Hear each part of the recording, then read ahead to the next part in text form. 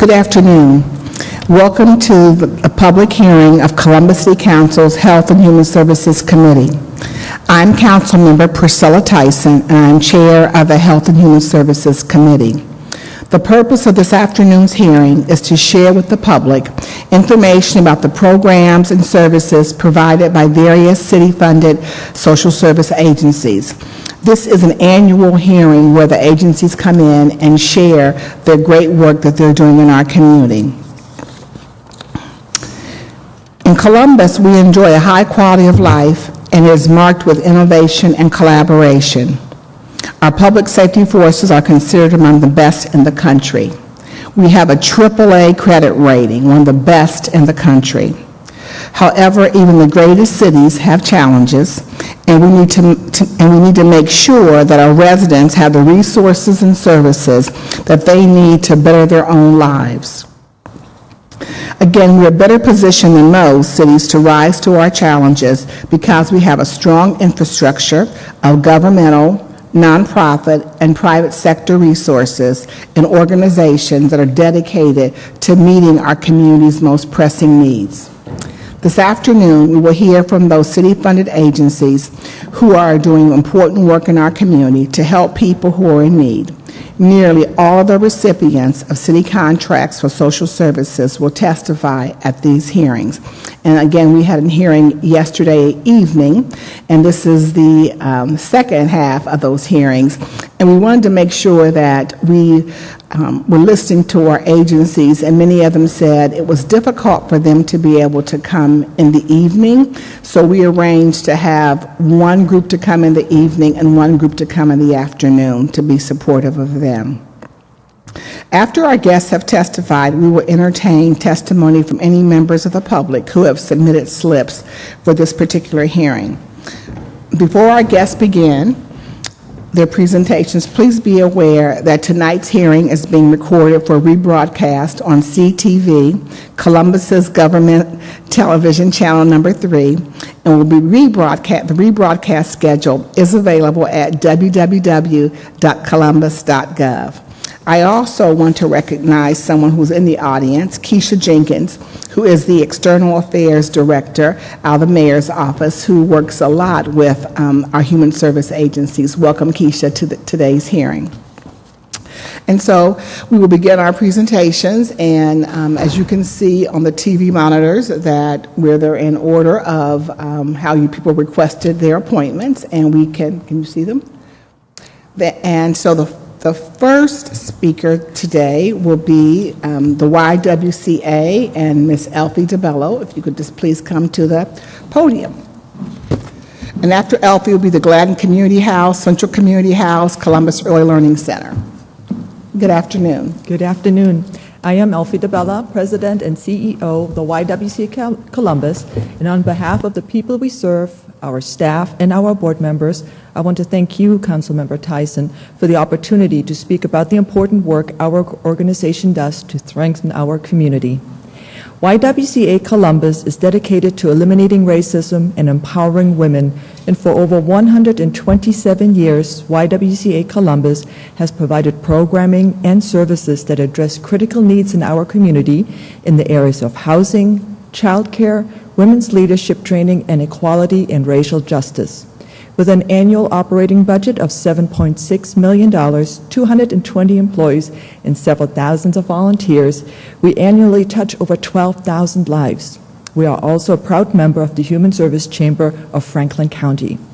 I'm here today to speak to you in particular about the youth programs at the YWCA Family Center, Safe and Sound Childcare, and the Kids Club and Teen Center afternoon school programs, which receive support from the City of Columbus and have served 340 children during the current funding cycle, which started February 1. The YWCA Family Center provides emergency shelter and critical services to stabilize homeless families in Central Ohio. Recognized as a national model, we are currently serving over 100 families in a facility built to accommodate 50 families. Between January and August of this year, we have served 27 more families than we served during that same period last year, and over the last 3 years, we have seen an increase of 70% of families served at our family center. However, due to an efficient staff and with the support of our community partners and your support, we continue to rehouse most families within 23 days of entering the center. We cannot predict when the numbers will start to decline, yet we can only estimate, based on reports from the field, that this level of demand will need to be sustained through 2013 and into 2014. These unprecedented numbers of have severely impacted our safe and sound childcare and our Kids Club afternoon school programs. More families wish to enroll their children than we have the licensed capacity to support, and we're currently maintaining a wait list for the programs. We know, however, how important high-quality early education programs are for children experiencing homelessness. According to the National Center on Family Homelessness, children experiencing homelessness are sick 4 times as often as other children, have high rates of obesity due to nutritional deficiencies, have 3 times the rate of emotional and behavioral problems compared to non-homeless children, and are 4 times more likely to show delayed development. So far this year, with the support of the City of Columbus, nearly 80% of the children who have participated in Safe and Sound for at least 10 days have shown a significant increase in their developmental skills, and 97% of the parents of our school-aged children report that because of our program, they were able to do the work necessary to gain stable employment and housing. We also know that families who receive both housing and youth program services are 15% more likely to have a successful housing outcome than those who receive housing assistance only. The good news is that Columbus has many strong social service agencies, such as the YWCA, that can demonstrate their incredible impact, and that impact is also very cost-effective. The return on investment for homeless prevention is as high as $4 for every $1 of public investment. And estimates on returns from early childhood program range from $8 to $14 for every $1 in cost. So finally, thank you again so much for your support, which is so critical to strengthening our clients, our children, and our community. Thank you so very much for coming down this afternoon. Alfie, I was reading your report and certainly realizing that it says in Central Ohio, 60% of all homeless families come from these 10 zip codes. And 42, 04, 06, 07, 11, 13, 19, 24, 27, 29, and 32. And that what you just mentioned, that we also typically experience, these people that are, these homeless families experience major disruptions and trauma in their lives, and they often change schools 2 or 3 times a year. Yes, indeed. And so to be able to be in your program at least gives them a place where they know that they have some stability because they're coming to the same place each and every day for those services. And just looking at the greatest challenge that you face, and maybe you've already shared it, is just that the numbers continue to increase. And so my question I would ask you is that based upon you're really at capacity and you have a wait list, and what would you propose that our community do over at least the next couple of years because of this wait list? How do we resolve this issue? That's a fantastic question, and I know a lot of individuals are working on that questions. I know you are personally and everybody else involved. I think the critical problems that we need to address as a community is to have more affordable housing, more subsidized affordable housing, as well as jobs that pay a living wage, as well as obviously transportation is a big issue, as well as non-traditional childcare hours. We are very much serving the poorest of the poor, the working poor, and so there is an opportunity there to holistically take a look at how can we help those families. We have a fantastic relationship with Project Connect, so all the children who are of school age will stay in their school of origin, but it's something that we have to take a look at. How can we have the families move faster into affordable housing? How can we do preventive work in regard to that, and how can we help prevent the families coming to us in the first place. And part of that is help with the component of having jobs that pay a living wage. The annual average income of our families at the Family Center is about $5,664. And when you look at an average two-bedroom apartment in this community, that's about $780 a month. So you know they're struggling there to make ends meet. But I think a holistic approach, looking at stemming the influx, but also supporting the organizations that help us move our families on, and creating more affordable housing, and of course advocating with landlords to rent to our families. Thank you for coming down, and thank you for the good work that you're doing. And certainly, we heard some of these same issues yesterday about the affordable housing, the transportation. Of course, we need living wage jobs, and so I know we're working on this, but obviously it's not fast enough. But thank you for the work that you're doing to work with our homeless families and to give our children a safe place to come and to pick up new skills and to move forward in their lives. Thank you so much for being here. Thank you for all you do.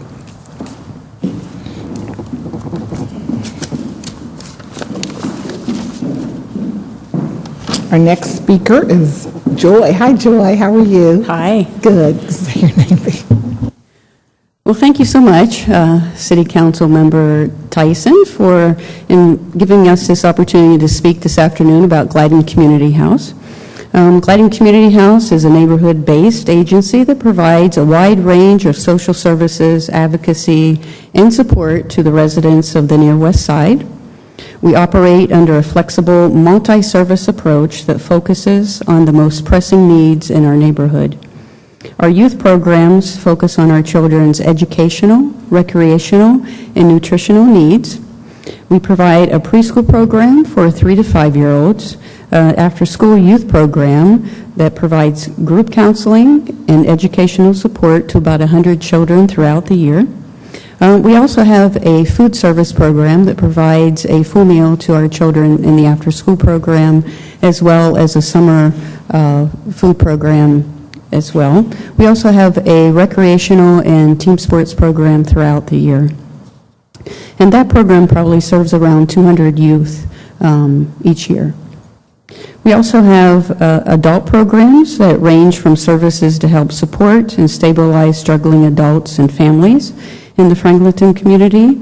Our community service program provides emergency assistance with rent, utilities, and other critical needs, and we help prevent some 300 low-income neighborhood families in crisis from becoming homeless each year. So we work with the Shelter Board on preventing homelessness to 300 families each year. We also have a Franklin County Children's Service Prevention Program called Family to Family that offers a wraparound case management program to the families to prevent them from having their children removed from home. And also we have a senior outreach program that helps hundreds of our homebound seniors and disabled residents each year. And most of them live on a very low fixed income. So our goal is really to keep them healthy and independent and living in their own homes.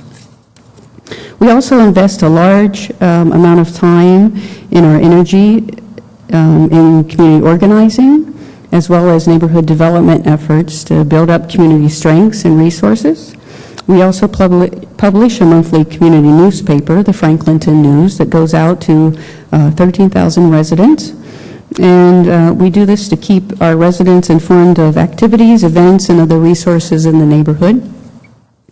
And one of our most pressing needs in the Near West Side is emergency assistance. And I think you heard a little bit from Elfie about the need for prevention of homelessness. So we do that.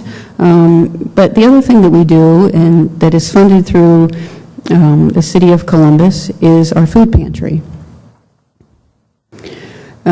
So we're able to operate a food pantry thanks to the Department of Development in the City of Columbus, where we can provide fresh food, bread, produce, household items to over 1,000 individuals a month.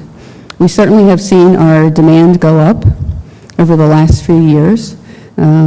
We were at about 880 individuals a month in 2008, and we've seen a 10% demand each year.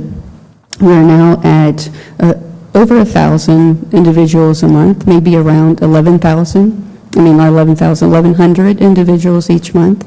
So it keeps growing. And we also deliver 200 food baskets each month to our homebound seniors and disabled residents. And so I want to say thank you to the City of Columbus for your support of our food pantry. We really could not keep our food pantry running without the financial support of the City of Columbus. Without that financial support, we would have to close the doors of our food pantry. So again, I want to thank you for supporting our food pantry and supporting the residents of Franklinton in the Near West Side. Joy, thank you for coming down and sharing the work that you're doing in the West Side. I know particularly in the Franklinton area, and just truly appreciate that. And certainly the city, as you mentioned, is funding the food pantry, and 1,000 individuals per month are coming to you, and you're giving them a 3-day supply of food. Is that three-day supply of food, and we do our best to keep a well-balanced supply of food, such as vegetables, fruit, and meats and different produce available to the families. And Joy, would you say that this is, most of these families, are they on food stamps and this is supplementing that, or are they're not on food stamps and they are, working and they just don't have enough to be able to make it through the month? Can you talk a little about the people that you're serving? Certainly, yes. We certainly have seen an increase, as I said, and our demand has gone up. And that demand and what we're seeing are people that are the working poor. There are people that may be on food stamps, but certainly need the assistance of food pantries. But our biggest increase in demand are those working poors. They just can't make ends meet with the low wage that they're making. So they have to make a decision. Do they pay their rent? Do they pay their utilities? And they're really up against the wall financially. And through the assistance of our food pantry, they're able to feed their family. Well, thank you for coming down, and certainly we're very, very pleased to be able to work with you, and thank you for serving your community the way that you are and helping everyone to improve their lives. And certainly part of these hearings, I know we'll hear over the course of all the speakers some of the same things you said yesterday around not having enough food to be able to make it from month to month. And we know how important it is for people to be fed, for our children to be fed, to be able to move forward so they can do well in school, as well as for parents to go to work. So thank you for serving our residents, and look forward to our continued relationship. Thank you. Thank you. Our next speaker will be Tammy Freeman. Good evening, good afternoon. And you're representing the Central Community House. Yes, that's correct. Thank you. To Councilwoman Priscilla Tyson, I am Tamara L. Freeman, the Director of Child Care for Central Community House. On behalf of the staff, Board of Trustees, and residents of the Near East Side, thank you for the opportunity to share about Central Community House. We are located on East Main Street and serve over 3,000 Near East and Near South Side residents of Columbus each year. Operating in the settlement house tradition, Central is a neighborhood hub, readily accessible and welcoming, especially to our children, most of whom are born in generational poverty. As a settlement house, we are flexible to the pressing needs of our community at any given time. The City of Columbus Human Service Fund provides support for our facility's Early Education Child Care Center. Our Child Care Center has served over 69 children, 35 to 50 enrolled at any given time this year. And the mission of Central Community House is to empower people to reach their full potential, to be self-supporting, and live cooperatively with others. Our Child Care Early Learning Program provides age-appropriate programs designed to develop the cognitive, the social, emotional, and physical skills of children ages 6 weeks to 5 years of age. We also provide family support services outside of child care program. For example, emergency assistance, food, housing, employment, mental health, information, and referral to resources. Our Child Care Center focuses on quality, Now being a Star 2 rated center with Step Up to Quality, our quality relates to the child's development, parent and teacher relationship, teamwork, monitor, and evaluations. For example, our parent educational sessions that are held once a month, parent and child-related engaged activities based upon healthy choices and literacy. Our child care teaching team has developed goals related to curriculum, classroom self-assessments, professional development plans, child age-appropriate guidelines, and classroom planning process. Our staff has enhanced this year by Step Up to Quality trainings, specialized trainings, and required trainings. From this outcome, our parents indicated the change based upon the learning environment, the skills and knowledge of our teaching staff, development of trust and safety, the welcoming spirit, and results to our children's outcomes from their ELAPS and LAP assessment tools. The result of our assessments indicate that our children aged 6 weeks to 36 months achieved 100% success. Children ages 36 months to 72 months achieved 87% success at age-appropriate development levels in the domains of social, emotional, fine motor, gross motor, self-help, language, cognitive, and pre-writing skills. From this, it ensures our children to be successful from 6 weeks to they enter kindergarten. Even after reaching kindergarten, we remain to have continued communication with the child and parent on their outcomes from initial kindergarten assessments, interim reports, grade cards, in order to reevaluate our child care center to determine the quality of success. Yet, one of our greatest challenges is to provide consistent services to our children due to the Title 20 federal subsidy rules, which stipulates a parent must be working or in school.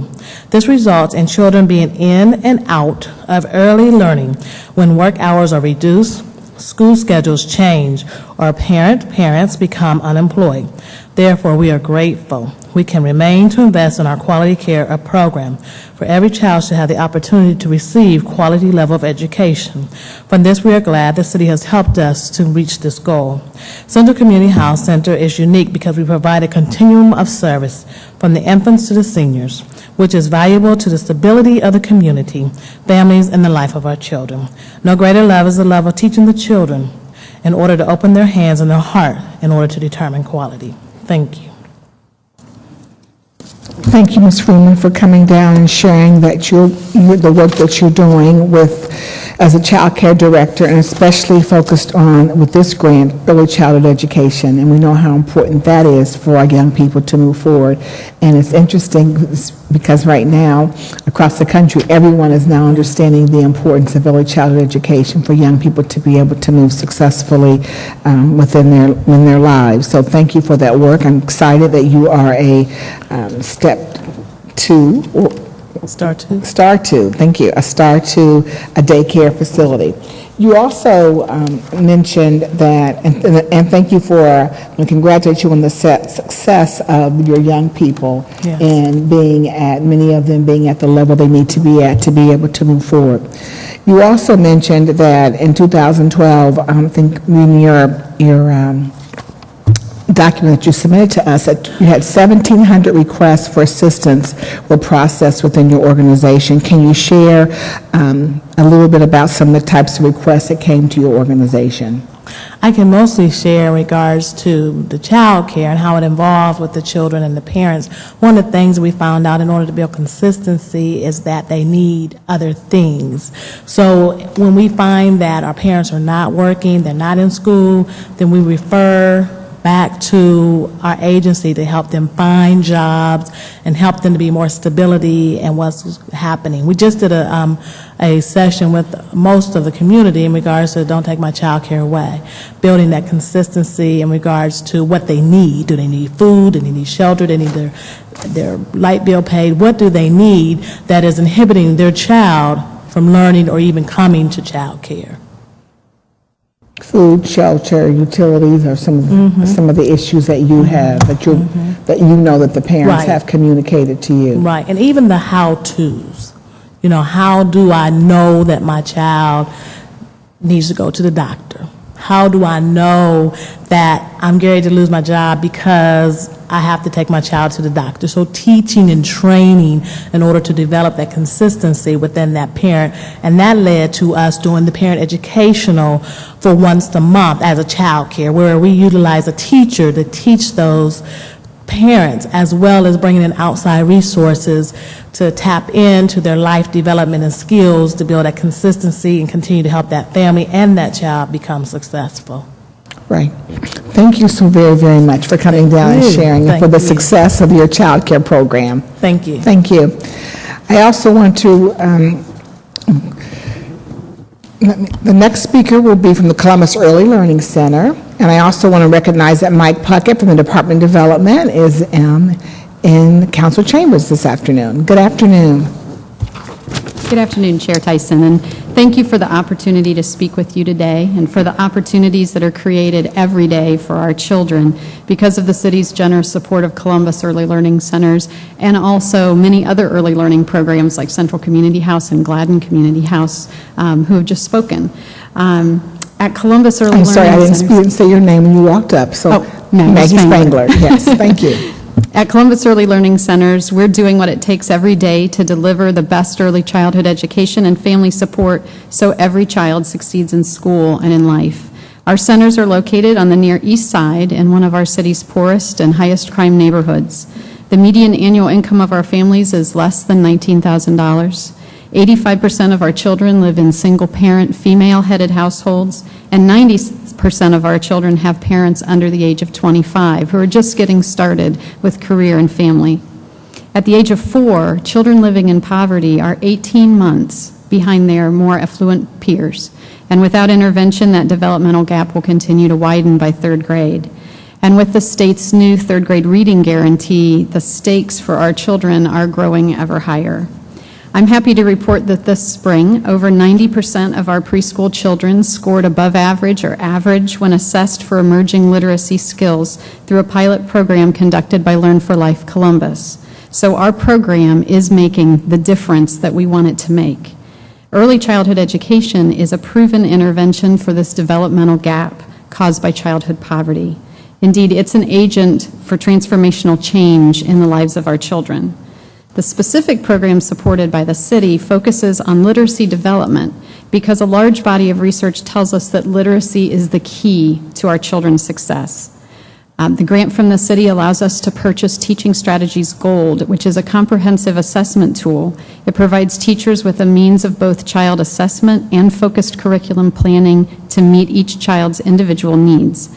And we're also able to have creative curriculum tools for our classrooms. We also provide speech and hearing screenings for every preschool child and classroom support from speech-language pathologists. We provide materials to enhance classroom literacy environments, staff training, and materials to support home-based literacy development for over 200 children and their families this year. Columbus Early Learning Centers has a 126-year history of supporting children and families in some of the poorest neighborhoods in our city. Unfortunately, this spring, due to challenges of the economy, aging facilities, and decreases in funding, our board made the difficult decision to close 2 of our centers so that we can focus our resources on our 2 centers on the Near East Side. And happily, one of those centers will soon join with our community partners in creating an innovative intergenerational center for excellence. Our challenges have been great this year. Our opportunities are many. But our children need us now more than ever. I see their innocence, their wonder, their hope, and their potential every day. Each one of them deserves all of us working to ensure that they have open doors to life's opportunities. Our city's children need high-quality early childhood education, and you're going to hear that from many. I'm sure you've already heard it from many, in order to open those doors. So on behalf of the entire Columbus Early Learning Centers community, I thank you for supporting our dream of success for all of our city's children. Thank you, Maggie, for coming down and sharing the success of the work with the young people. And early childhood education is certainly key for our young people to move forward. And as I just mentioned to the last speaker, that certainly I think the whole country is seeing that.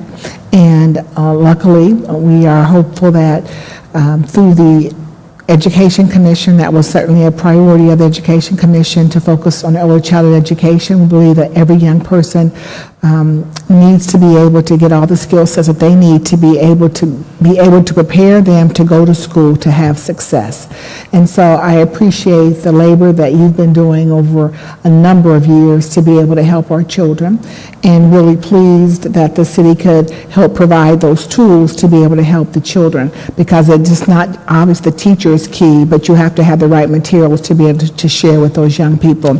And certainly you are working with within the communities, as you said, on the Near East Side, where some of our children are in poverty, and we have to say that we have individuals in our community that are in poverty, but the goal is that we are focused on doing everything we can to move people out of poverty, and one of those ways is the work that you're doing each and every day. And so hopefully some of the financial challenges will be uplifted and removed from you as we continue to move forward with the priority of this community on early childhood education. So thank you for what you're doing. I'm glad these children are being successful. Thank you. Thank you so much.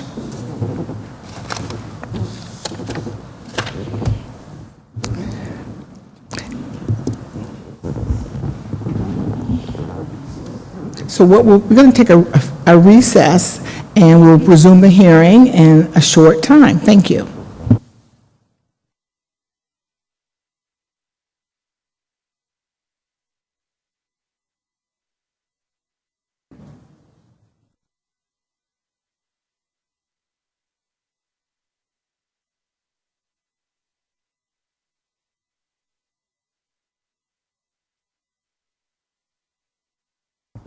We're going to resume the hearing, and our next speaker will be Sandy Turner from Voice Corps. Good afternoon, Sandy.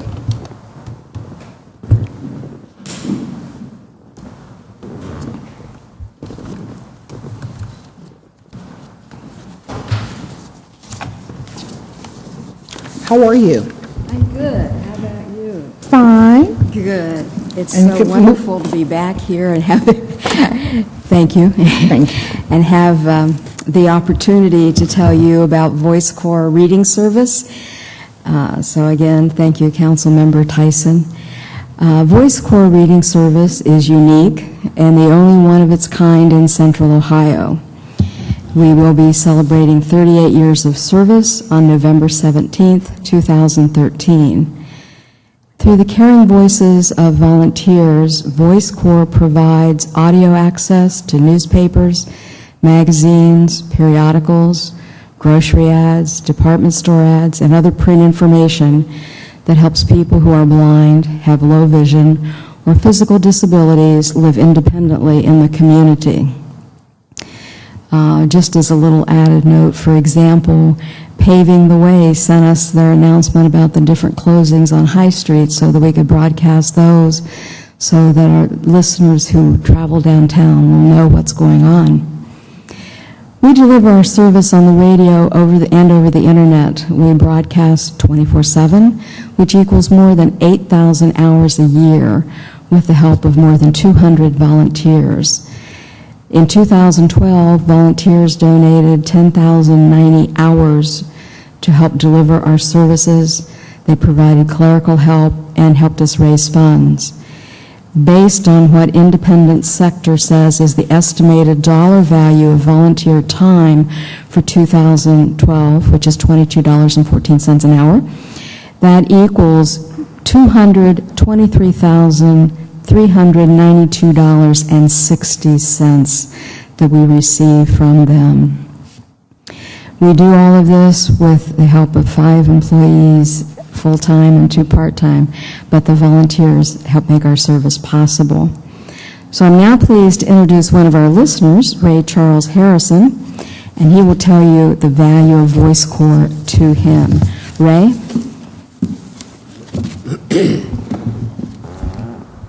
Good afternoon, Ray. I think I did this last year. Took the You can pull the mic cushion up, I off of the think. microphone. Is that better? That's fine, thank you. It fell off again, but that's okay. You can still hear me though. My name is Ray Charles Harrison, and I have been a consumer of Voice Corps, well, since 1986. And back then I was completely sighted with 20/20 vision and complications from a bacterial meningitis infection and waking up out of a death coma. I came out with a damaged optic nerve. And luckily when that happened, then it was called CORS, but now Voice Corps was around, and it helped to restore some of the normalcy that I had when I was sighted, because I remember I had just renewed my subscription to Columbus magazine, and I had just received one of those gift certificates for the Sports Illustrated for Christmas. And my first thought was, how am I going to be able to read these now? Because most of the time I didn't read them, I just looked at the pictures. But now that I can no longer see those pictures, I appreciate the information that is in those articles that they do provide for us, and Voice Corps will now read those magazines for me. And this way I can still yet feel that my life is, even though I can't see anymore, somewhat normal, because I can still yet do some of the things that I was able to do when I was sighted.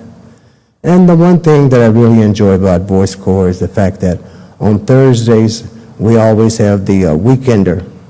That way I can find out exactly what is going on during the weekend, and I can participate in if I choose to. And today, on Tuesdays, we always have the grocery store ads. On Mondays, we have the department store ads. And you won't believe as to the number of people that are sighted, friends or whoever, they don't have the time to sit down with me and go through those ads. But because of Voice Corps, I still get a chance to see what's on sale at the grocery store and in the department stores. And since I am now one of the seniors, age 62, we have a program called Silver Threads Among the Gold. This way I keep up on the stuff that is going on for the seniors, the AARP? Yeah, when their bulletin, and then there's other magazines that they have out there for us. And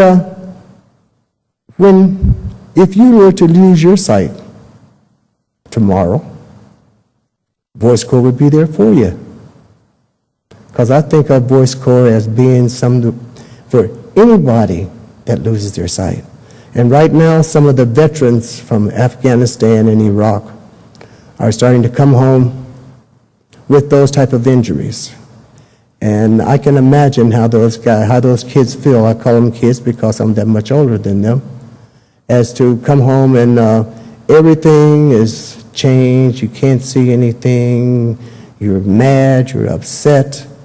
But like I say, Voice Corps helps to bring back some of that normalcy, because they can still yet have access to the print material that they were able to look at and read for themselves. So Voice Corps is there for the blind community, but it's also there for the sighted community. Because when I first lost my sight, I was surprised that all my friends and acquaintances and even family, they didn't run to my aid like I thought they would. I thought they were going to. And it's the fact that they didn't have the time to devote for reading for me, or if not, they just weren't comfortable reading out loud. But with Voice Corps, they read out loud, they see everything, like I say, from the dispatch every day. Every morning, 7 o'clock, they give the business show. Tuesday mornings, like this morning, they always have the restaurant review, which is one of my favorites. And then from 8 to 10, 10:30, they have the dispatch. In that way, I can find out exactly what is going on during the day or the news of the day. So whenever I am around my sighted friends, we can sit down and talk about what's going on instead of them telling me about what's going on, because I'm already aware of what's in the paper. So Voice Corps is there to help bring back that normalcy to someone who was sighted at one time. And on Sundays, you know how big the Sunday paper is. There, I think we go from 10 o'clock until 3 p.m. So that's a lot of time that our volunteers have to put in and sit down and are willing to sit there and constantly read and read and read. And then on Saturday mornings, we actually have a sports show. And you won't believe as to how many blind people are actually into sports.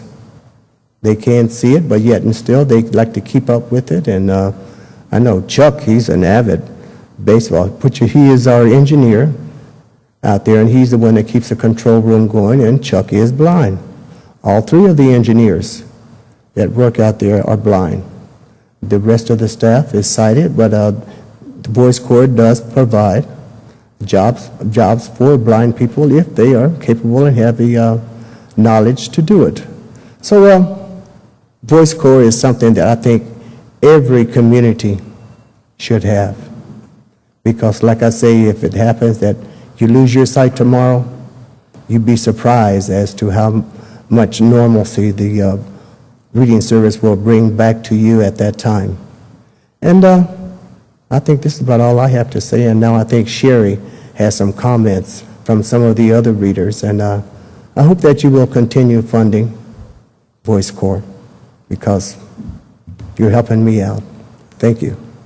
Thank you, Mr. Harrison, for coming and giving your testimony as one of the recipients of the services of Voice Corps. We truly appreciate you coming down and sharing your thoughts of how beneficial this is.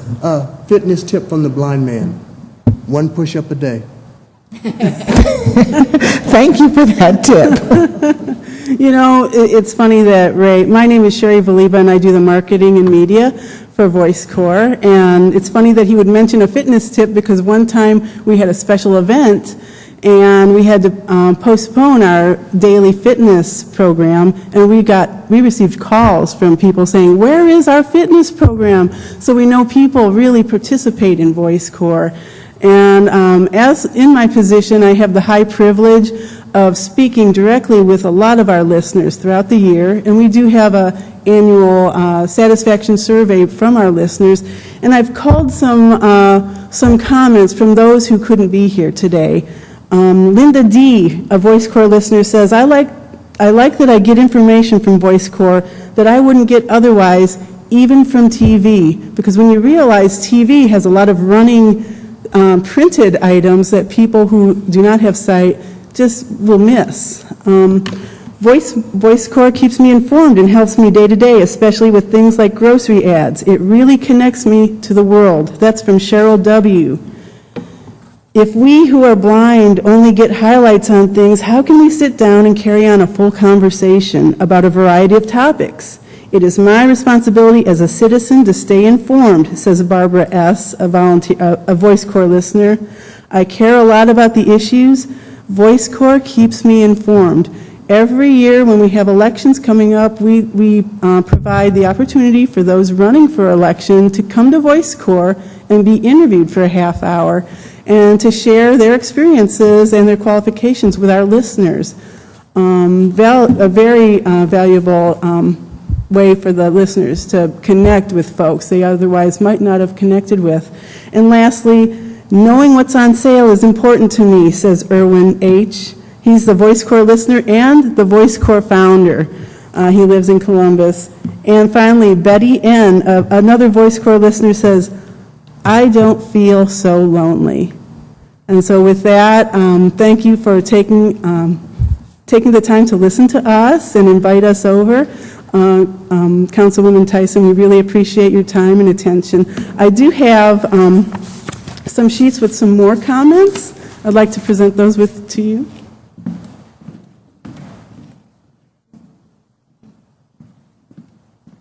Thank you very much.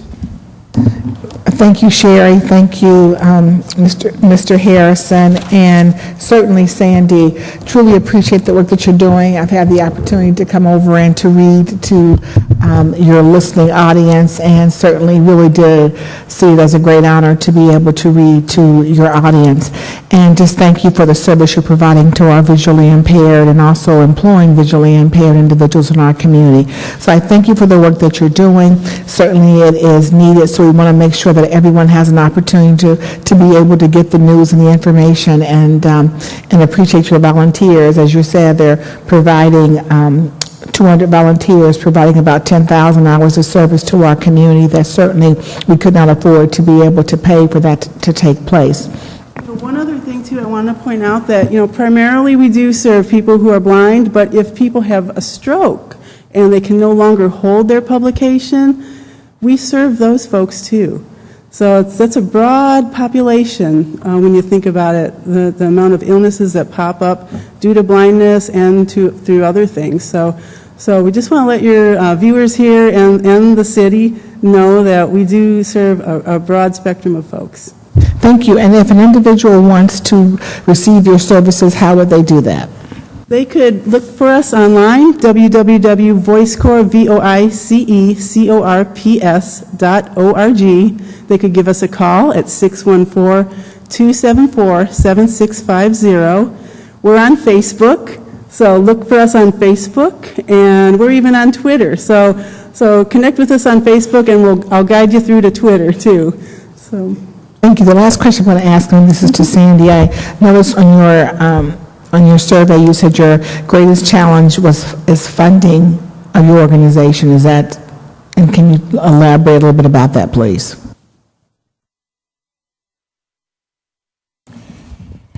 Yes, funding is the greatest challenge. We do receive funding from the city and from the state, and we are a member of Community Shares of Mid-Ohio. But as you know, through this economic cycle that we've been going through, priorities are food, clothing, and shelter, and we certainly understand that.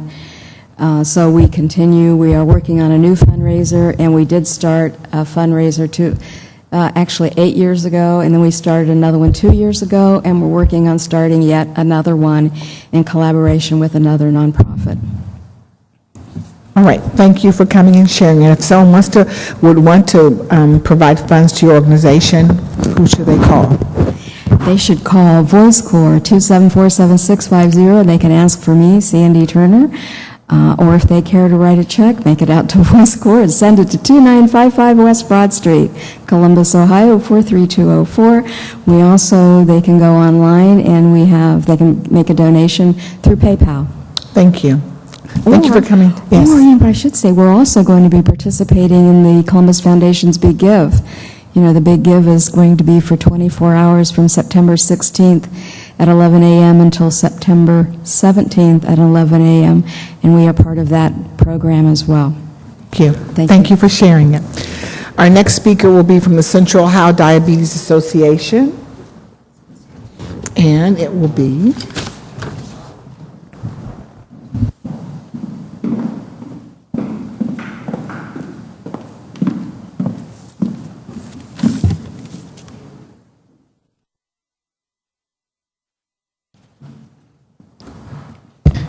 Good afternoon. Hi, good afternoon. How are you? You can share your name with the audience. Hi, my name is Davy Lyles, and I'm the Detection and Outreach Director for Central Ohio Diabetes Association. And I'd like to thank you for this important investment in our work. Just a brief history about Central Ohio Diabetes Association. We were founded by a group of local physicians. The Central Ohio Diabetes Association has provided services to the Central Ohio community for 49 years. Next year is our 50th anniversary. The agency is not affiliated with a national organization. 1 in 10 people in our community will develop diabetes. The Central Ohio Diabetes Association helps Central Ohioans living with diabetes detect their condition, prevent onset and complications, and learn to live well with the challenges of diabetes. The Central Ohio Diabetes Association provides the following services to all individuals regardless of their ability to pay. The City of Columbus Diabetes Detection, Education, and Lifestyle Support Program is a capacity-building program that provides access to community-based diabetes prevention and detection programs and affordable diabetes education and lifestyle support programs.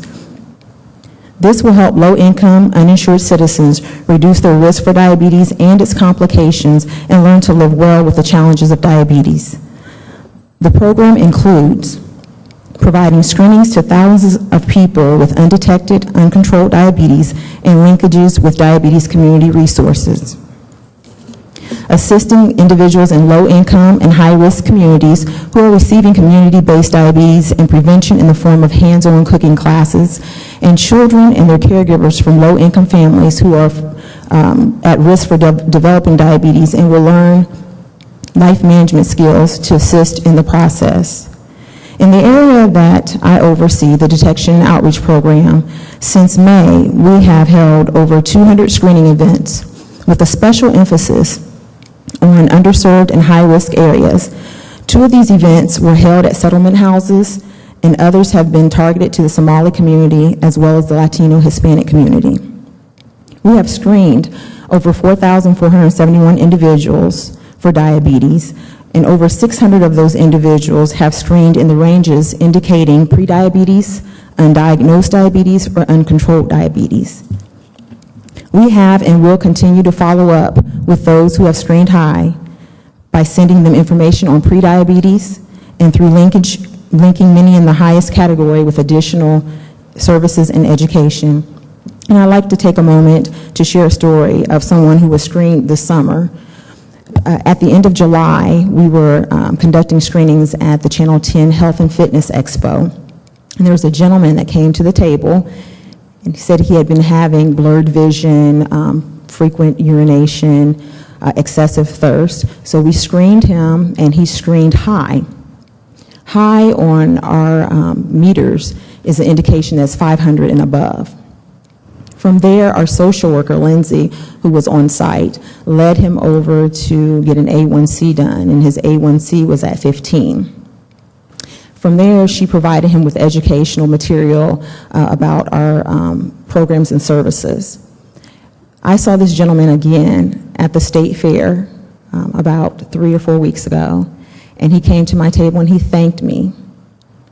He was very thankful for the program and services that we offer because he went to the emergency room, and they found that his blood glucose levels were at 900. From there, he went and saw his physician, and he was diagnosed with type 2 diabetes. So I would like to once again say thank you for your continued support and investment in our programs and services at Central Ohio Diabetes Association.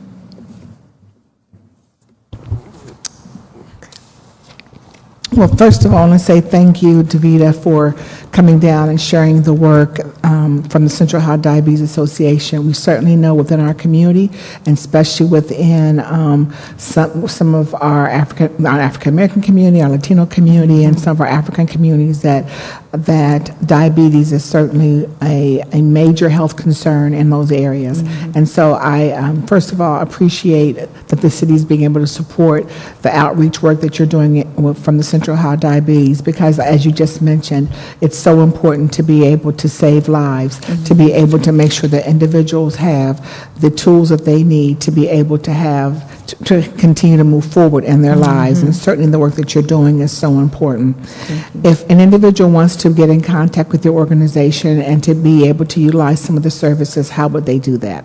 We're online at www.centralohiodiabetessassociation.org. They can contact us at 614-884-4400. We are also on Facebook under Central Ohio Diabetes Association. And thank you. And as you're also out and doing these screenings, as you just mentioned, that you did refer this gentleman on to other organizations to get the care that they need. Can you talk a little about the referral process that once you, again, find individuals who are screened, that could be type 2, diabetes, or just any other areas of diabetes, who do you refer to? So those individuals that screen abnormal, at high abnormal, I give copies of those highs to our social worker, Lindsay Motts, and she then does follow-up calls with them to make sure that they've seen their physician. And then from there, she links them into our diabetes self-management education and support classes, where they come and attend classes, which is a foundation course, and they do individualized meal plans, teach them about carb counting, label reading. I have another question. If an individual comes to see you and you realize they have some other they have this health concern, do you ask if they're part of a healthcare system, they have a primary care physician? Yes, we do. Yes, we do. Our social worker, Lindsay Motts, is the one that handles that, and she makes referrals. Okay, because certainly want me people to realize that the city funds the federal qualified neighborhood health centers, and we have a number of those within our community through working with Tom Horan. And so I want to make sure that if individuals don't have primary care physicians and are utilizing healthcare services and not doing that we definitely have those services available throughout the city of Columbus. Yes, and even those who don't speak with Lindsay, just people I come across in the community who have family members who lack access. They may not be someone I screened, but their family member at home is in need of assistance. I make referrals as well. Again, thank you for coming down and sharing your work that you're doing on behalf of the city of Columbus. And again, the work that you're doing, as you just mentioned, is helping to save lives. Thank you for coming down this afternoon. Thank you for having me. Thank you. Our next speaker will be Mr. Bo Chilton from Impact Community Action Center. And then I think I saw President and CEO Stephanie Hightower from the Columbus Urban League will be next. And then we will probably have New Directions Career Center. Thank you. Good afternoon, Mr. Chilton. Good afternoon. Thank you, Councilmember Tyson. Clearly, the city has embraced the idea of efficiency. This is the first time that I've actually come to one of these hearings and we're running early, so I commend you for that. My name is Bo Chilton. I'm CEO of Impact Community Action, where our mission is to reduce poverty by providing hope-inspiring help and real opportunities for self-sufficiency. We serve over 20,000 customers annually, primarily through emergency assistance, through our rental assistance program, as well as our utility assistance. And then we have empowerment services, where we provide workforce development, reentry, financial literacy programs, free tax preparation, workforce development, and weatherization, where we weatherize people's homes and on average are able to help them save about 28% on their utility bills. In addition, we have a partnership with AEP where we can replace inefficient appliances and again, help them save on their energy costs. We replace those appliances for free. And so that's been a great program for our customers and for AEP, who had the mandate to try and conserve energy from the grid. So one of the things that I heard loud and clear last year was, we know, Bo, what you're going to say. Of course, you're going to sing the praises of your agency and your program, but we really want to hear from the people that you serve. And so with that, I want to give the balance of my time to Mr. Weldon Jones, who has had the opportunity to come through several of our programs so that you can see kind of how all the pieces fit together. So I turn it over to Mr. Jones. How you doing, City Council, Ms. Tyson? Good afternoon, Mr. Jones. I'd like to say thanks for allowing me to come here and speak today. I want to explain to you a little bit about my journey that I took through the Impact Community Action. And my journey began in the reentry program. The reentry program gave me a lot of hope that I can believe, that there's opportunities out there for me and for other people like me who need the help. They sit down with one-on-one with me, work with me, help me through all problems that I had. I went on to graduate from that program. Impact Community Action had so much more to offer to me to get me ready for any problems that I was having. So I graduated from there and I went on to computer literacy. I didn't know the first thing about computers, ma'am. I didn't know how to do an application online or anything like that. Computer literacy taught me how to actually do an application online and that I can look up anything that I need to look up. It also allowed me to have my first email account. Never had one before, so I was very, very thankful for that. And the staff members worked with me through all the problems I had, one-on-one, anything that I needed, they was there for me. My journey just didn't stop there at computer literacy. My journey went on to Employment Plus. Employment Plus gave me a vision that I can go out here and I can find me a job, you know, and as well as they work with me one-on-one, step by step, to help me find a job and what jobs it was benefit me, what I was capable of doing out there, where I wouldn't be lost. And I ended up graduating from that program, and the first week of graduation, I was able to find me a job through the Impact Community Action, and I would like to say that that was money well spent because I was worth it. And once again, I'd just like to say thank you for listening, and I would like to also thank all the staff of Impact Community Action for all the work that they have done for me. Thank you. Thank you, Mr. Jones, and don't walk away from the podium yet. Now tell me about the job that you have. The job I have, I got employed with a company called Aerotech Staffing, and I'm doing demolition work out there on East Broad Street off of McNaughton.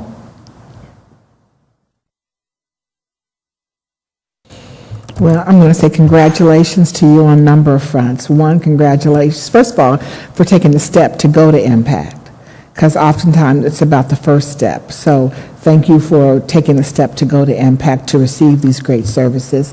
And then congratulations on, one, the graduating from the computer literacy class, and then two, graduation, deciding that to take the next step to continue to move forward with Impact for the Employment Plus program that worked with you, and for you to be able to now to be gainfully employed in our community. And it is such a great success. So just congratulations to you. And I certainly wish you continued success as you continue to move forward in your career and in your life, because this program that Bo just talked about that's the reason why we are putting dollars into these type of programs. We want to make sure that every individual has an opportunity to move forward in their lives, and that everyone deserves another chance from whatever they did in the past. The past doesn't have to remain with them, that they can continue to move forward.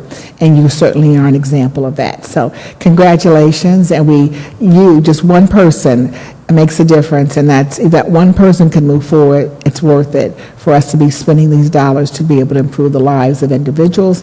And now that you're working, you're also just supporting the city, you're paying for the services of the city. So thank you so much, and congratulations to you, sir. Thank you, ma'am. Thank you. Mr. Chilton, before you walk away, if you have any challenges, I know I looked at your can you share some of the challenges that your organization is having with the viewing and listening audience? Sure. Certainly, the demand for our services has increased significantly at a time when resources are very competitive. Obviously, more resources means more services. We are primarily federally funded, so there's a lot of volatility with that funding. So far, we seem to be in pretty decent shape, and so we're pretty hopeful that we'll be able to continue our current services at the same capacity that we are currently offering them, but that always remains to be seen depending on the Congress. One of the other things that we have taken to heart also was your feedback about it's important for us to have work readiness programs, but we also need to have career training. And so we're moving very aggressively in that direction. We've had some very productive conversations with some of our local universities and partnerships about how we can put people on a career path. We want to tie some of our new initiatives around housing and rehab to some of our workforce development opportunities, and pair that with our IDA program, which is Individual Development Account, so that we can spur micro enterprise and create entrepreneurial opportunities. So we're very excited about that. The one thing I will share that people really need to be aware of, and I think the city is right for taking on the issue of educational reform. In my conversation with Dr. Christopher Washington from Franklin University, he shared with me his concern about a whole population of people who may be left out in terms of realizing the American dream. And he said one of the things that happened, one of the unintended consequences of changing the funding formulas in the way in which universities are now reimbursed, it's not based simply on enrollment, but on matriculation. And so as universities now look at the profile of the student who is going to be successful at their university, what they're finding is those who need remedial and developmental education are the ones most likely to drop out. And so what is starting to happen is universities are becoming more selective in their admissions, and it's cutting off opportunity. And we know at Impact, we're going to be celebrating 50 years as part of the War on Poverty movement, that one of the best vehicles to lift oneself out of poverty and to climb up that social mobility ladder is through education. And so we have a GED program now. We're linked with the local Columbus City School District and are looking for vocational opportunities. Well, Bo, just want to say, first of all, thank you for certainly taking the initiative to be able to identify, of course, the issues that we're having in our community, but also looking for the solutions for those.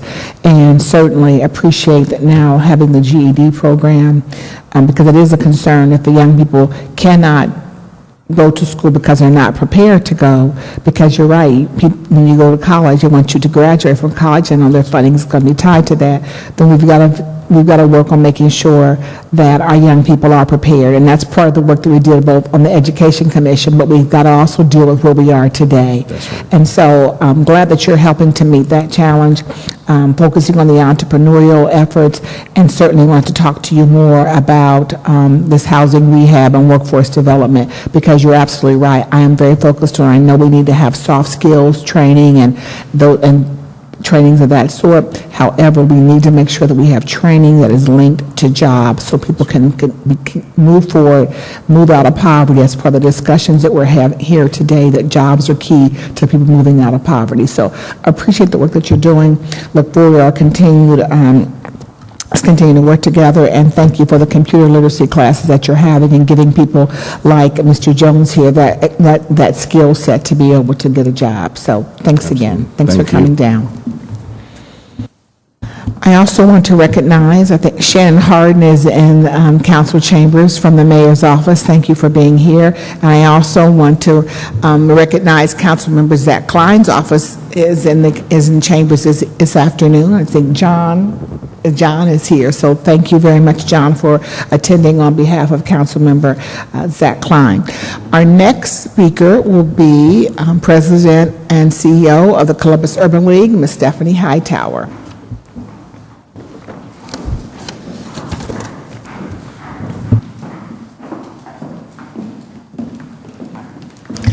Good afternoon, Ms. Hightower. Good afternoon, Councilperson Tyson.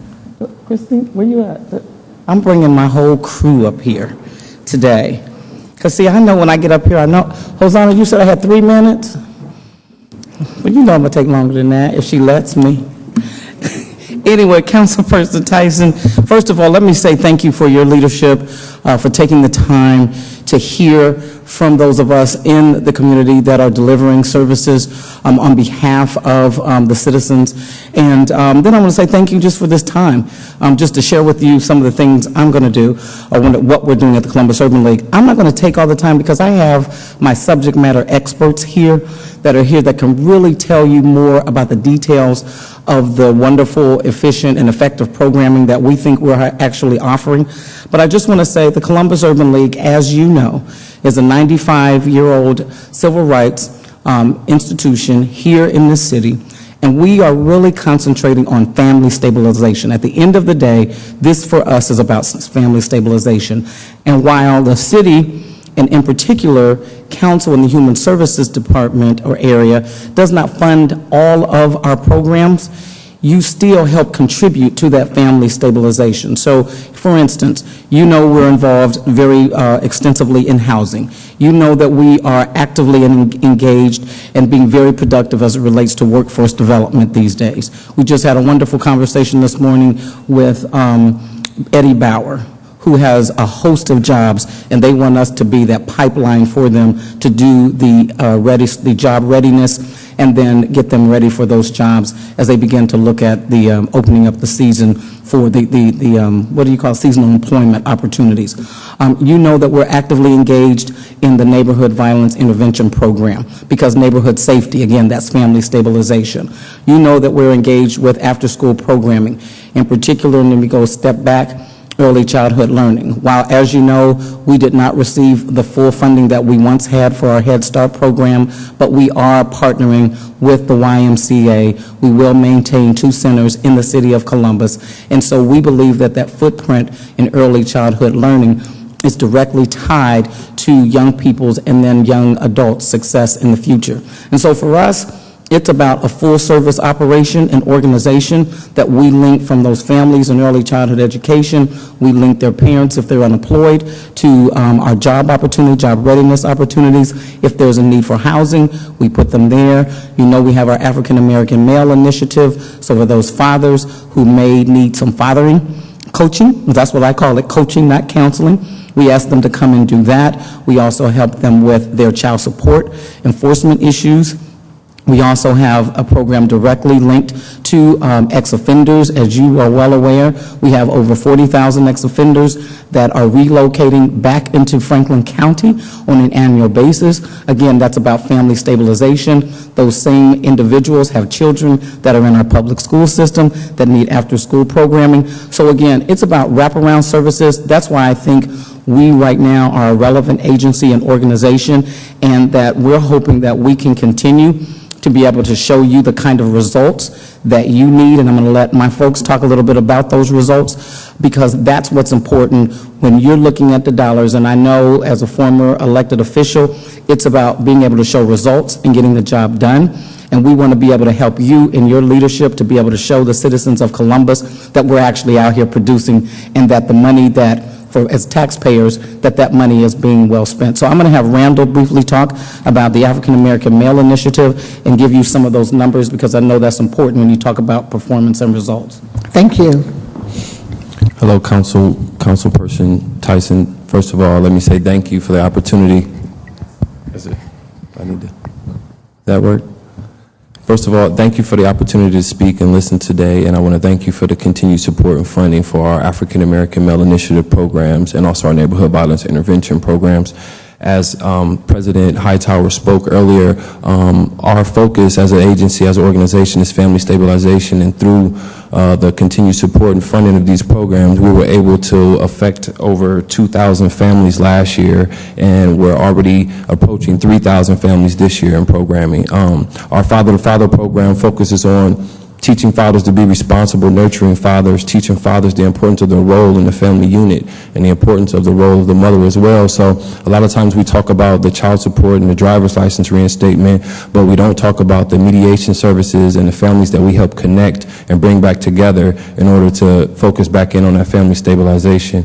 Our Choose to Change program, which is our reentry program, I want to reference back to a comment that was made earlier in regards to employment and that helping people come out of poverty. Our approach with this program is to focus on a cognitive behavior, take a cognitive behavioral approach to kind of work on those thinking errors and work on helping our ex-offenders not only get jobs but retain those jobs and keep those jobs, so preparing them to be successful.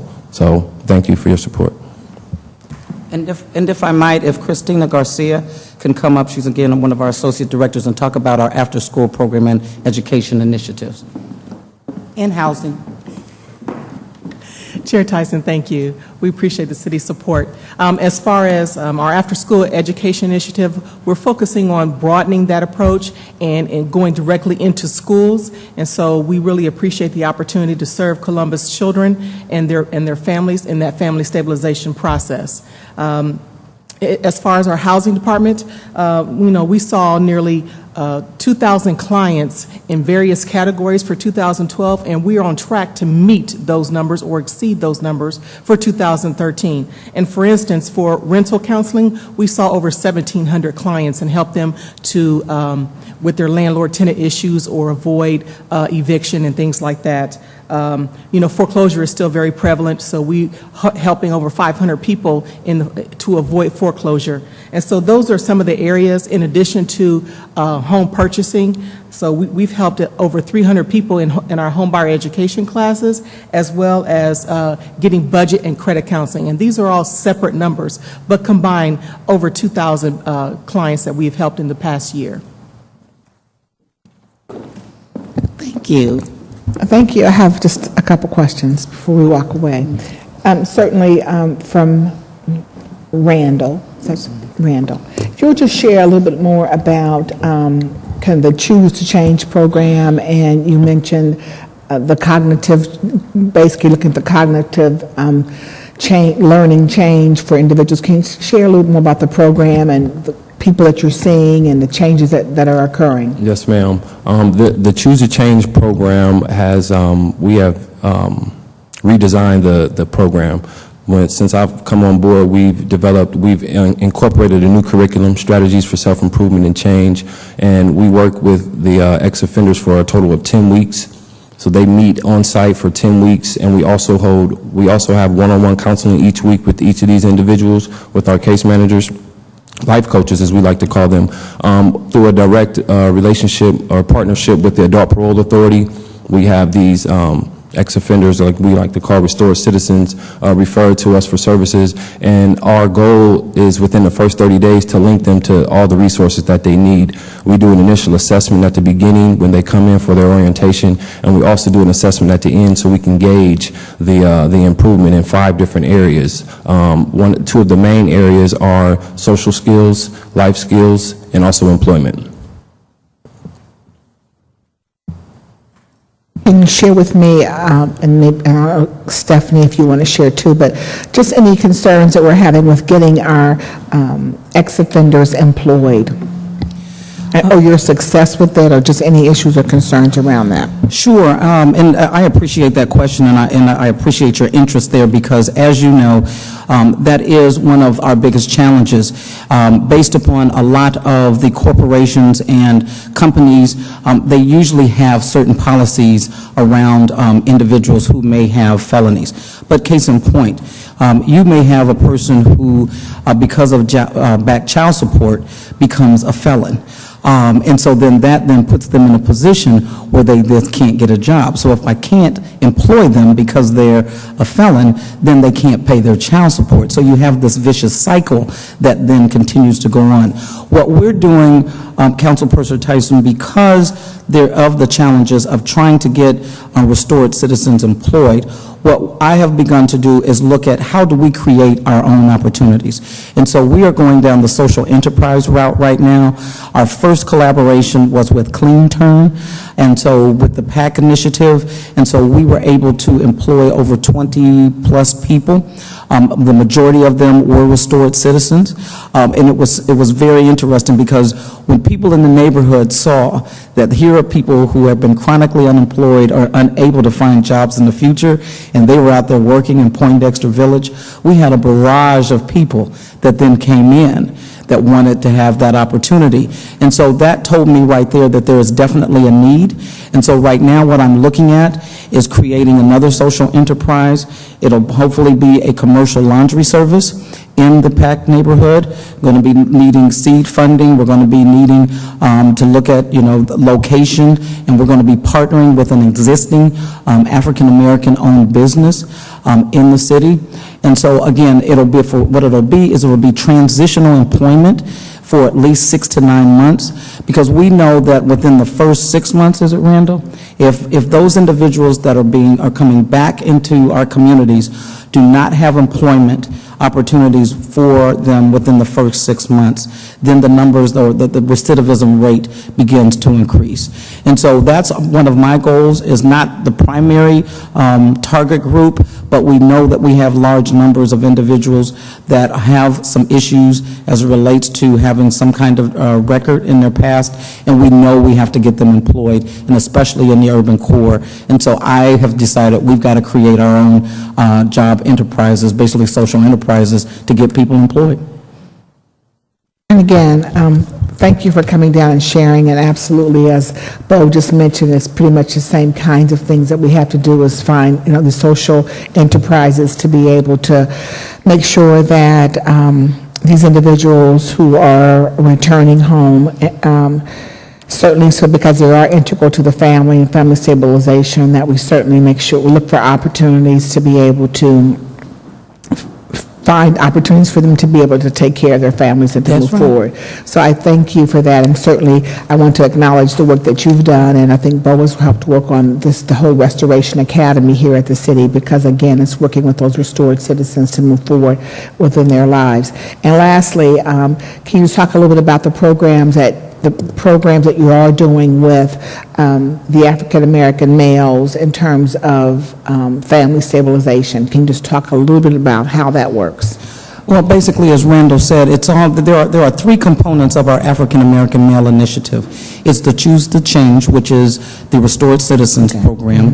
It's then our Father to Father program. The Father to Father program. The Father to Father, I'll let you, Randall. And then we have an Urban Warrior. So we're also going all the way down to our young black males, and that's where Christine was talking. It's become more of an after-school programming initiative, and we're going into the schools. But I'll let Randall talk about AAM, about the Father to Father. Thank you. Thank you. Our Father to Father program, currently we have a class of 50 fathers. We serve over 150 fathers directly each year. This program, we have the Nurturing Father curriculum that we follow for this class, which teaches fathers to become nurturing, responsible, instinctive fathers. The program is a 12-week program.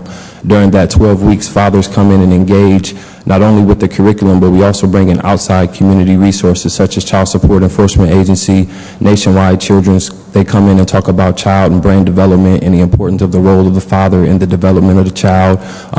This program, after the fourth week of this program, fathers who have license suspended due to child support obligations are able to get their license reinstated. Right. They actually work with individualized caseworkers at Child Support Enforcement Agency that work with our father-to-father dads, because they understand the importance of being self-sufficient and being supportive of the family. And basically, we're trying to remove barriers for fathers to become responsible fathers. As you know, the fatherlessness rate in our community is very high. We have a lot of fathers trying to raise children who've never had fathers. So with that, this program is actually, we already have a waiting list of over 75 people waiting for the next class to start. We have over $1.2 million in child support paid. Over $250,000 in arrearages have been dropped for our fathers. So those are some of the things we're doing to help remove barriers so fathers and families can become more stable. And Councilperson Tyson, if I might add, as Randall just pointed out, there is the waiting list. One of the things that we're starting to run into as a challenge is we don't have the appropriate amount of funding to be able to continue this program at this pace. And that is one of my biggest concerns right now, that we don't have, we have really 1.5 persons right now that is actually doing this work. And that's one of the growing programs. This whole initiative around African American males, it's really starting to grow. People are beginning to trust the program. You know, we let people know when you come in, we love you, we care about you, we don't care about what baggage, what all you bring to the table. People feel comfortable coming in, and so that's one of those challenge areas for me that, that keeps me up at night. How do I maintain and do I keep that program running? Well, first of all, thank you for the work that you're doing, and I don't want to leave Christina out because I know how important, but I just want to share, I do understand the importance of us working with our young children, especially our young African American males, because they're going to grow up and be African American adults, and we absolutely know what the numbers are in terms of incarceration, and we know that the different issues not being there with their families. So if we can work with them early on, prevention is key, and so I appreciate the work that you're doing. I also just want to share this. I think that if if I hadn't asked the question, I would not have heard that we have a waiting list of 75 people. You have $1.2 million of child support that has been paid, and how these individuals that you're working with are now going back and taking care of their families and moving forward, because we know how important the family structure is. So I'm just going to share this, and I've written all the notes down, how important it is to get those statistics, because the amount of money it costs to run this program when you're bringing in $1.2 million, that to help families to move forward, that's a key number. So thank you for what you're doing. I really do appreciate it. And I took the time, spent more time on this because certainly if you read the paper, watch the news, we see that our African American males are having tremendous issues moving forward, and so we need to make sure that we're giving them the tools to move forward, because when they win, we all win, the community wins. So thank you for the work that you're doing to support African American males, which in turn supports this entire community. Thank you so much for coming down. Thank you again for your leadership. Thank you. New Directions Career Center is our next speaker, and Linda, good afternoon. How are you?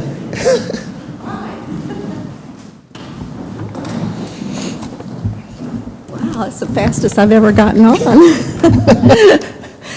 That's what someone else just said. Yeah, so good. You walked in and we're ready.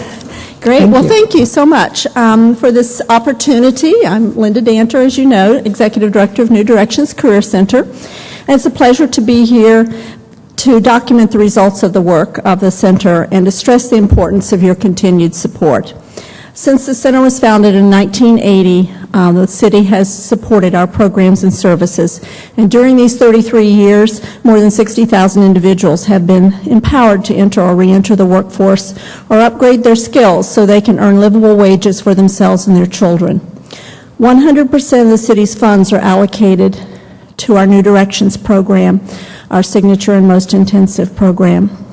As you know, the target population for that program are women who are low to moderate income, especially single heads of household, who experience significant barriers. Excuse me, my sinuses are acting up today. Significant barriers to achieving and maintaining long-term economic self-sufficiency through quality employment.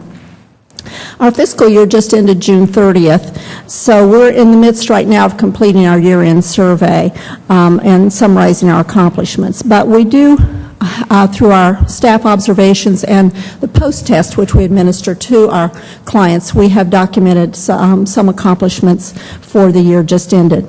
And these are that we provided almost 15,000 hours of service to 1,457 clients. This is agency-wide. And that we hosted our third annual fall event, which is an educational event designed to focus attention on career and employment issues of concern to women. We were able to expand our space to provide some additional services for our clients, which you were able to see, and I really appreciate the fact you were able to come over.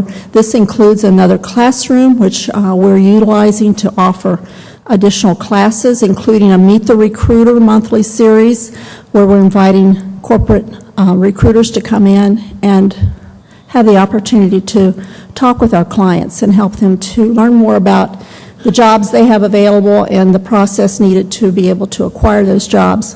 And we also have a boutique called Bee's Boutique, which we are using to provide professional attire so our women can have appropriate dress for going for job interviews and to start new positions. We also have strengthened our financial position by growing our endowment fund and being able to maintain a 3-month operating reserve in order to manage our cash flow fluctuations. We, in addition, started a young professionals group. Some of the highlights of the actual results from our New Directions program, which the city funds, include we had served 163 women in that program. That's how many were recruited. 102 were enrolled, and almost 90 of them graduated. 100% of them left with a written career plan and a career goal for themselves. 95% of them said they were able to set realistic goals and attain that they felt were attainable. 95% self-reported that they had increased self-esteem and self-confidence after program completion. 89% reported improved self-marketing skills. And we also pilot tested a 10-day version, a shorter version, because we had a lot of women who were saying they wanted to participate, but they could not be able to participate in a 16 to 21-day program. So we've pilot tested that and offered it a couple times. It's been well received, and we're hoping to be able to continue with that. And then we had 70 of the women who were able to receive the services of Bees Boutique, which just launched the end of February. So the actual wage data and job placement data will be available next month. We're in the process of collecting that. But our greatest challenge continues to be the limited capacity due to limited financial resources, as most not-for-profits experience. And although we've made significant progress in this area, we still find ourselves scrambling to replace lost funding sources every year. But we do appreciate what the city does. I think that in addition to the funding that we receive, it really does, it's critical to helping us to be able to leverage other dollars within the community with a variety of funders. So that's kind of a summary of where we stand at this point, and I would be happy to answer any questions you might have. Thank you, Linda, for coming down and sharing the work that you're doing in an effort to ensure that women, and I know you're also serving men, but predominantly you're serving women, and giving them the skill sets for them to be able to become gainfully employed and to be able to move forward in their lives. And so I know that I'm glad you're in your new space because you're able to do more work. And thank you for and so congratulations on the achievement. You had 163 women were recruited, 102 were enrolled, and 87 graduated. And then of that, 100% of them left with a career goal and a written career plan. And hopefully they still continue to follow up with the programs that you still offer, correct? Yes.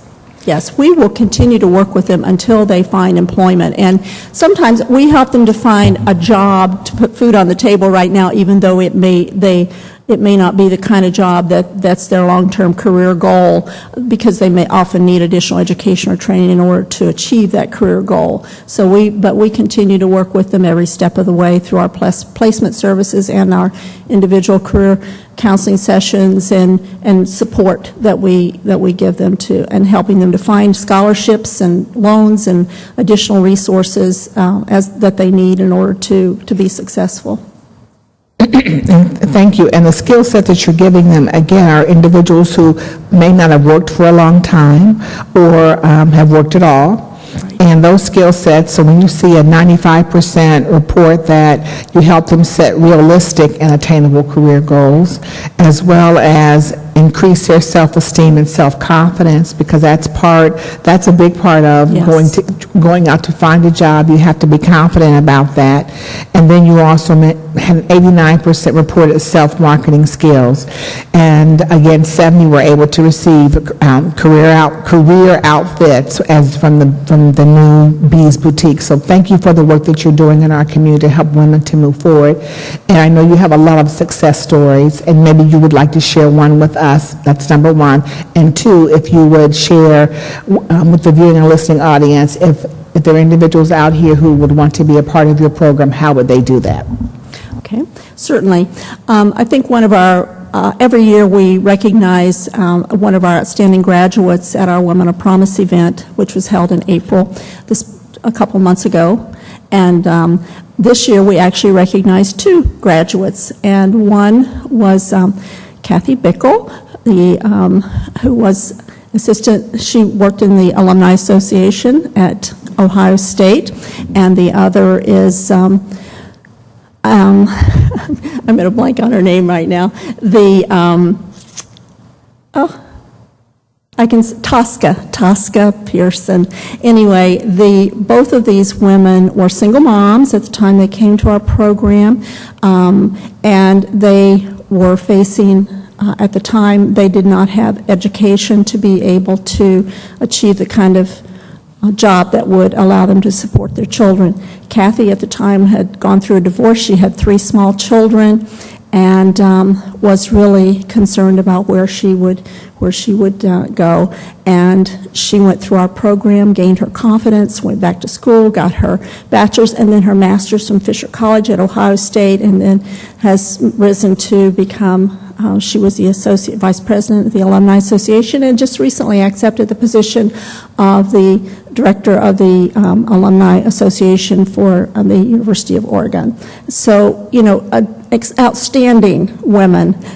Tosca has, she found her path by going through the New Directions program and was a recipient of our Bostwick Scholarship, which jump-started her ability to get on a career path to improve her education so that she could become self-sufficient. And she chose to become a sign interpreter for the deaf.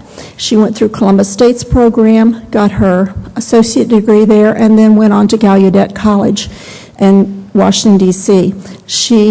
While she was there, she had 2 internships, one in, I believe, Costa Rica and one in Guatemala. And she decided that the focus she wanted to give to her life was working with deaf children in developing countries. She has just been accepted into their master's degree program, and her son is very proud of her. He's now going to college as well. But both of these women, these are 2 great examples of women who use the skills and the tools that we offered through our programs and were able to continue with support to get additional education and training, which led them to truly be leaders in their field. And for people who are interested in our programs and services, they can call the center at 849-0028, or they can visit our website, which is www.newdirections.cc.org, and you can learn more about our programs and services there and how you can become registered. Thank you, Linda, for coming down and sharing, and hopefully by giving that testimony that the viewing and listening audience will see that they too can come and utilize the programs at the New Directions Career Center and be able to be one of those success stories. And so thank you for sharing the success story and just the great work that you're doing. Thank you so much. You're very welcome. Thank you for the opportunity. And I might add that both of those success stories, as well as several others, are posted on our website, so people might want to get a closer look and find out more about the women who have come through our program and what they're doing now. Thank you so much. Thank you. We're going to take a 5-minute break, and then we'll start back up and hear the rest of the testimony. Thank you.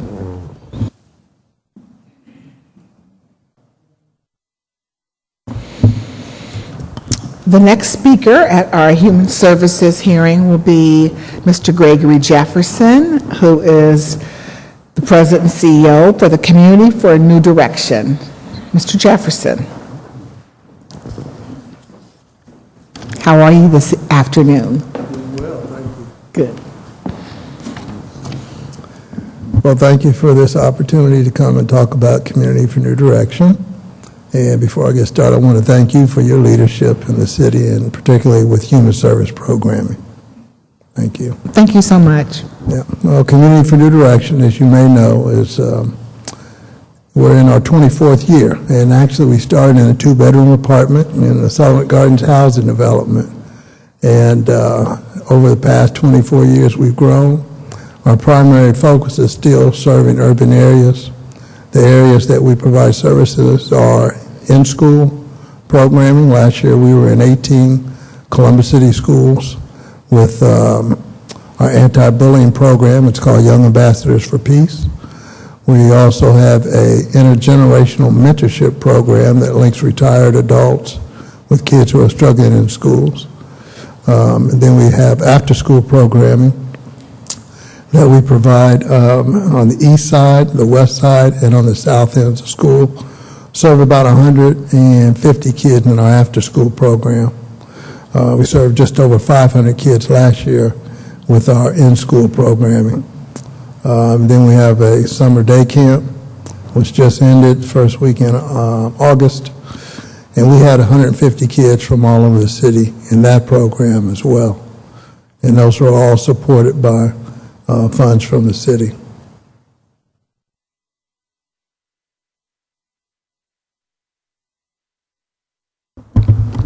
Well, First, I want to say thank you for the work that you're doing, especially working with our young people. And also, I know that this summer, too, you have been working with, through our APPS program, to working with the individuals from the ages of about, I guess, 17 or 18 to 24, and working with them. And so, can you just share with me a little bit about some of the issues that you've been faced with in working with our young people? I don't know, different services that may be needed for them to continue to move forward. Could you share some of those with us, please? Well, I'll just say a little bit. You know, over the past 3 years, our services have expanded, and we've included young adults, older children and young adults, and we did just get the contract to do the Neighborhood Violence Intervention Program, and we're very excited about that and the work that's being done in that program, where we're building relationships with high-risk individuals, gang members in the community, and trying to build a bridge to resources that are already existing in the community. And we feel like we're doing an excellent job at that. And I just want to say, I just got a report just this week that we got 10 program participants employed this week. So we're very excited about the progress we're making in that. But overall, as we look at all of our programming, you know, the one areas that I continue to struggle with, and I'll share our solution, is that most of our money is tied to grants. And oftentimes because we're in the urban areas, we have kids who come and they are, trying to think of the proper word, sometimes they don't have the good clothing, they don't have the right shoes, coats, hats, and none of our grant funds really, we can't do anything with our grant funds for that. And so what we've tried to do is to take a lead and be proactive in fundraising so that we can use discretionary dollars, because it's hard for me to talk to a young person about not using alcohol, tobacco, other drugs, or violence, and it's November, and they're still walking around with a summer outfit on. And so we try to address the whole child, and when we see kids like that in our program, we'll work with the parents to try to identify a solution. And oftentimes that solution is us working with the parents to provide funds, or going out and actually buying shoes, coats, hats, whatever. So, you know, those are just some of the things that we see. And because of the economy, we're seeing more of that. You know, and so I'm really not sure that that's anything that can be done at this level. But we do work hard to raise funds. And actually this year, we have a fundraiser coming up October 11th. It'll be at the Hyatt Regency Ballroom. James Cooney Penn, former OSU standout and pro basketball player, has agreed to be our keynote speaker.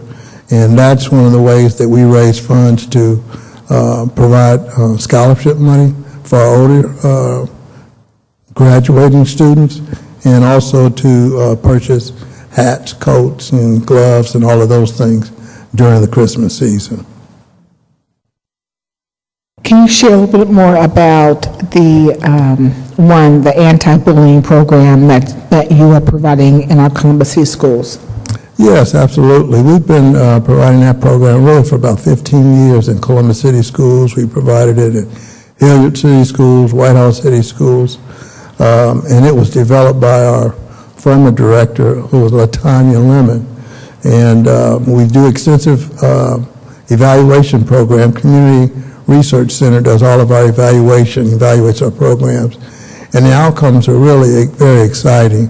Over 80% of the kids that enroll in that program complete the program, and then they make a pledge to become a young ambassador for peace in their school. So the goal is, and it's a 9-week curriculum, evidence-based curriculum, and the goal is to run enough students through that curriculum that by the end of the year, we've changed the school climate and the culture so that violence is not accepted. Well, thank you for coming down. Certainly do appreciate the work that you're doing. it's important that our young people, I like this, especially about the bullying issue, question, is because we want to make sure that we know that it has become more prevalent in society today, and so any work that we can do to help make sure that young people just respect one another is so important. And so I appreciate the work that you've been doing there.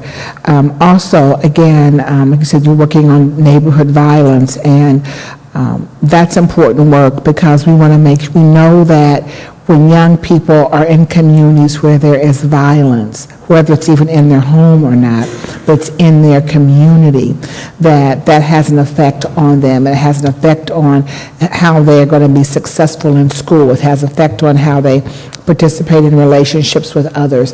And so, so that is so important. And then to realize that you've taken 10 people who were in your program that are now working to ensure that the young people are not engaged in violence. Some of those leaders from those different communities is important because they become role models in that community, and hopefully we will see a decrease in violence because of these individuals who probably were respected in those communities in the past. They're now working with you. So I thank you for that work, and certainly would ask that the viewing and listening audience will want to come out to your event on October the 11th, because we need to make sure that our young people have clothing is a basic need that we need to make sure that young people have. It's not a luxury, it's a basic need, just like food and shelter.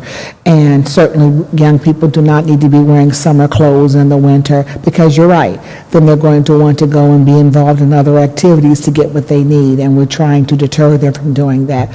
So hopefully people will come out to that event. I want you to give the phone number of the Community for New Directions, and also if young people want to get involved in any of the after-school program, or they're really probably part of will get involved in the after-school program, how will they be able to do that? Yes, if anyone's interested in any of our programming, they can contact us at 614-272-1464. They can also go to our website. We have a fantastic website. That is www.cndonline.org. Thank you. Thank you so much for coming down this evening and sharing the wonderful work that you're doing. Thank you. All right. Our next speaker will be the Somali Community Association, Mr.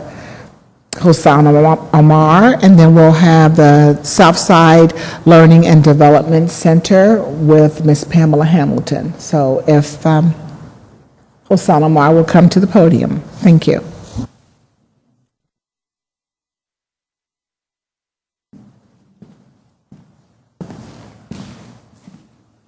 Good evening. Good afternoon, I'm sorry.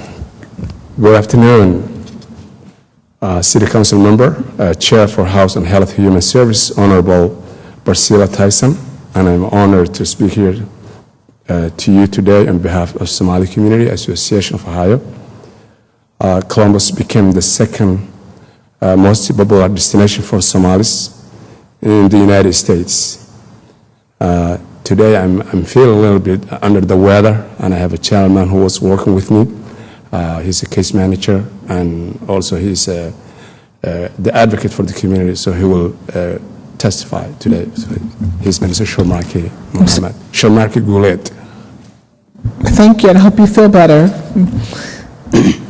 Good evening. Good afternoon. Good afternoon, council members.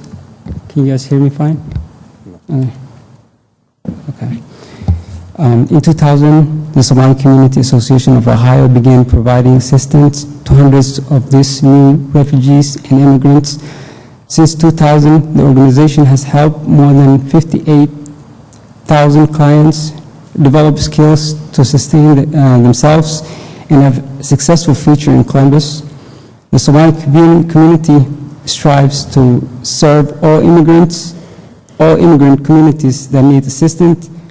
With many of the people, we provide service to healing from countries as diverse as Ghana, Sudan, Togo, Ethiopia, and many other countries. In 2012, The Somali Community Association served more than 58,000 individuals, pertaining to housing, youth programs, interpretation, citizenship, training, senior services, food program, town hall meetings, workshops, home ownership, seminars, and other outreach services. For example, we have screened 700 people for hepatitis B. We provided summer food program and activities for over 900 kids from age 1 to 18 years old. Home ownership seminars and workshops have been offered to 300 families, along with case management being conducted for over 1,298 clients. 320 individuals received interpretation assistance. The financial literacy program had 150 attendances. 800 students in youth were in the youth program. There are 120 elderly individuals that receive services every month in the community center. Mediation, outreach, legal assistance, and neighborhood services are also provided. The Somali community hosts this quarterly training and annual health fair. Somali community shares its facility with other immigrant communities like the Ghanaian community, who meets every other Saturday at the Somali Community Center. And lastly, we offer like monthly meeting for variety youth programs. Obviously, all this has not been possible without the partnership of so many organizations we collaborated with, the Columbus Health Department, Franklin County Child Services, City, CDC, Malina Healthcare, and many other organizations. The Somali population has experienced much success in Columbus, with many starting their own businesses, ranging from small shops to malls. Currently, Somalis own four shopping centers, with many shops located inside. In particular, northeastern Columbus has been revitalized by the Somali community, with many Somali-owned businesses located in the Morse Road, Cleveland, and Corridor, helping to drive the growth of the local economy. The impact of Somali businesses in the area has been boom for the entire city, for the entire Columbus community, providing economic opportunities for Somalis and non-Somalis alike. Somalis have achieved a lot in education as well, with many gaining access to ESOL education and obtaining higher education degrees from schools like Ohio State University and Columbus State College, along with other educational institutions in our state.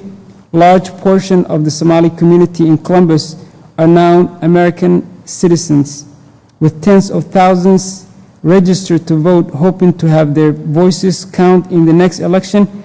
Despite all this success seen with our community, the Somali community still observes many obstacles that exist in the Somali community, particularly in the area of housing, employment, and youth development. With the large influx of Somalis in Columbus, we are witnessing a lack of affordable housing. Many Somalis are living in very crowded conditions and have to live in unsafe areas, and cause higher rates of eviction, homelessness, and overlack of legal representation on their behalf. Many Somalis in Columbus live in low-income neighborhoods where crime and drugs are rampant. This not only affects the safety of the residents, but also the negative impact on the development of youth in these areas.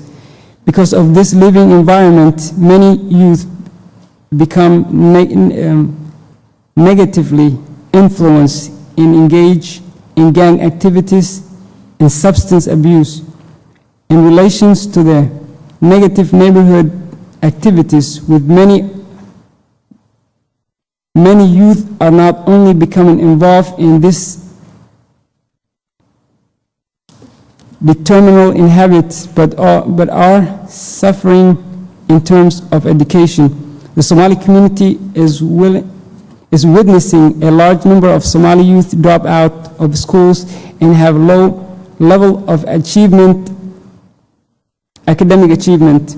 This is not only because of the negative influence of their neighborhood, but also lack of tutoring and after-school programs with teachers fluent in both English and Somali. This gap between the two languages causes students to become easily frustrated and discouraged. As seen in many other communities, the Somali population has been hit hard with high unemployment rates. In addition, many college graduates with the community often have difficulty securing employment and leaving the state to seek opportunities elsewhere. The lack of employment not only causes short-term effects such as possible loss of housing, transportation, and other resources, but also keeps the Somali population as a whole in low-income economic bracket. Also, due to the recent economic recession, there has been a lack of outreach services and interpretation services and case management for the community. The Somali community has been negatively affected by the economic downturn and has had operate with only a fraction of the employees necessary to provide services to the community. We have also witnessed that there is a lack of communication between the Somali community and city CPD. Is that what it stands for? Okay. We feel the proper Somali-speaking leisure and hiring police officers from the community. Many miscommunications with the avoided between law enforcement and the Somali community. Without these services, problems cannot be solved in an effective way, and these problems will only persist. In conclusion, the Somali population has experienced much growth in Columbus, as well as success in both business and education, but still faces many challenges. The Somali community believes that with more resources and efforts from the community, Columbus can reduce and even resolve the housing in youth development and employment challenges seen today, strengthening the community and allowing it to reach its full potential. Thank you very much. And let me make a correction that we have a good relationship with the city of Columbus. What it was meant was there's no Somali police officer. We always try to compete with Minneapolis, where it has a large Somali community, and they have 4 officers and they have 2 sheriffs. But in Columbus, we do not have one single police officer, and there's no even interpretation services that's existing. So there's no communication between Somalis and the law enforcement here in Ohio, in Columbus. That's what he meant. But we have a great relationship with your office and the other city council members. Well, Mr. Omar, part of coming down and sharing, you're sharing the work that you've done already, which has been good work. You certainly have provided us with the numbers of individuals that you've been serving in our community. But you also have the opportunity to share some we ask, what are your obstacles, what are your concerns? And so you have certainly shared some of those. And based upon that, we will certainly take those into consideration as we are continuing to look as to how we continue to make this a place that's smart and open and that everyone feels welcome, and we provide the services that are needed to help all of our residents to move forward. certainly have taken down the notes about the issue regarding housing. We know that we're hearing from a lot of the participants about the need of more affordable housing, and so we will certainly take that under consideration because we've been hearing that from a number of different speakers today. We certainly know there are certain communities that have higher unemployment, and working definitely under, I chair workforce development, but certainly identifying opportunities to help people to get the skill sets they need to be able to have a living wage, because that's key, and it's key for, like I said, a number of populations, and you just mentioned the high employment in the Somali community, so that is certainly will be something that we have to work on together. Youth development, want to make sure that we certainly have programs for our young people. So I appreciate that you have come down and certainly have shared the ways in which the additional needs that you have representing your community. And again, we will take all this into consideration as we move forward to identify with the resources that we have, how we can address some of these needs within our community. So I do appreciate you coming down. The one question that I will ask is that as you're doing, I think you do some needs assessments on many of your participants, and you find that is there a need for mental health assistance on some individuals in the Somali community as they may deal with some of the past trauma? As you know, this community been through a lot. They live in refugee camps for 20 years or more. And also each member of Somalis lost a family member. And we have seen a large number of people who have mental problems. Sometimes even they may not share with you that trauma they have. And we know that we always get a call from different mental institutions asking us if we have any resource to support those families. I can barely understand you. I said there are a lot of Somalis who experience the mental health problems. Since they've been refugee camps, they lost family members. When they came in America, they had an expectation and they haven't met that expectation, and they developed mental health problems.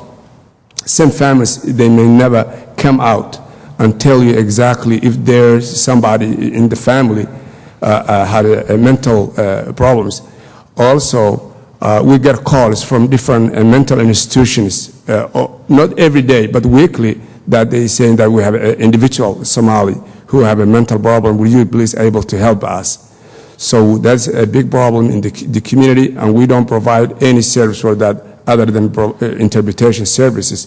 But lately, there are a number of Somali young women and men actually graduated Ohio State and a social work license that we're trying to work with. So we need an assistant in order to serve better the community, because when you understand the language and the culture and the needs of the person, you will be able to reach out, even you can talk to the family, because there's some stigma in Somali culture. When the person has mental problems, sometimes they may not share with you not only the mental problems, but so many other diseases. But when you are a person who speaks the language and understands the culture, they will share with you. So that's a rising problems in this community. Also, some drug and alcohol-related problems also cause mental problems, especially young people. Thank you for sharing that. Certainly, we recognize the need for more behavioral health programs, and certainly dealing with, the addiction issues. And I know that obviously addiction and behavioral health issues are not just with any one population, they're throughout this entire community. And so we know that that's a tremendous need that we need to continue to do as much as we possibly can to be able to provide resources to individuals. So thank you for coming down this afternoon and sharing the work that you're doing in order to support the Somali community, and truly appreciate it. Thank you very much for your ongoing support to the community. Thank you. Our next speaker is the Southside Learning and Development Center.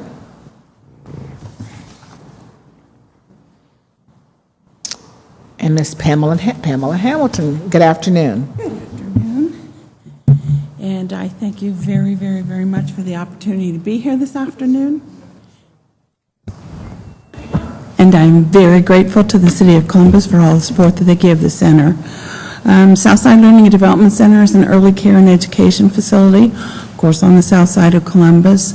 We serve children aged 6 weeks to 5 years old in 2 facilities, 6 a.m. to 6 p.m., Monday through Friday, 12 months out of the year. The center began in 1922 in a little house on Reeve Avenue, and the facility that we are in right now was built in 1927. And I'm not sure how much you know, but we are one of the anchors. Yes, very happy about that. In the what's the Southside Initiative? Gateway Initiative, and we are so looking forward to that new building.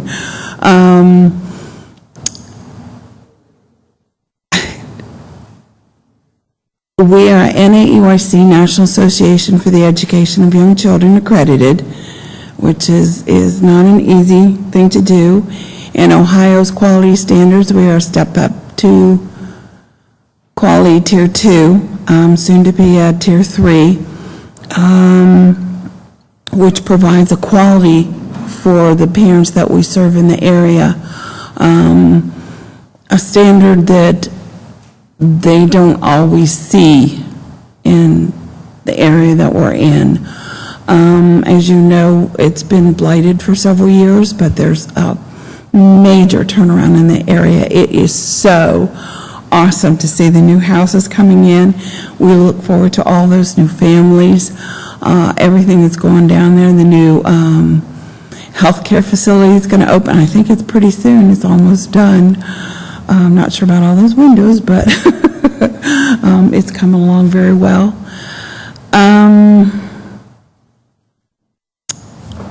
I'll tell you, we have a curriculum where the kids come in, they're tested in the first 30 days that they start to the center. They're then tested 90 days after that to see where they're at in their learning style and what they need to get them kindergarten ready. It is a kindergarten readiness program, which is what we believe helps everything down the road, less jails, less criminal activity. If we can get them when they're little and get them started on the right path, we think that we're doing the right thing. We are enjoined in a new partnership with the Y, with Columbus Urban League, with Southwestern City Schools, Creative Childcare.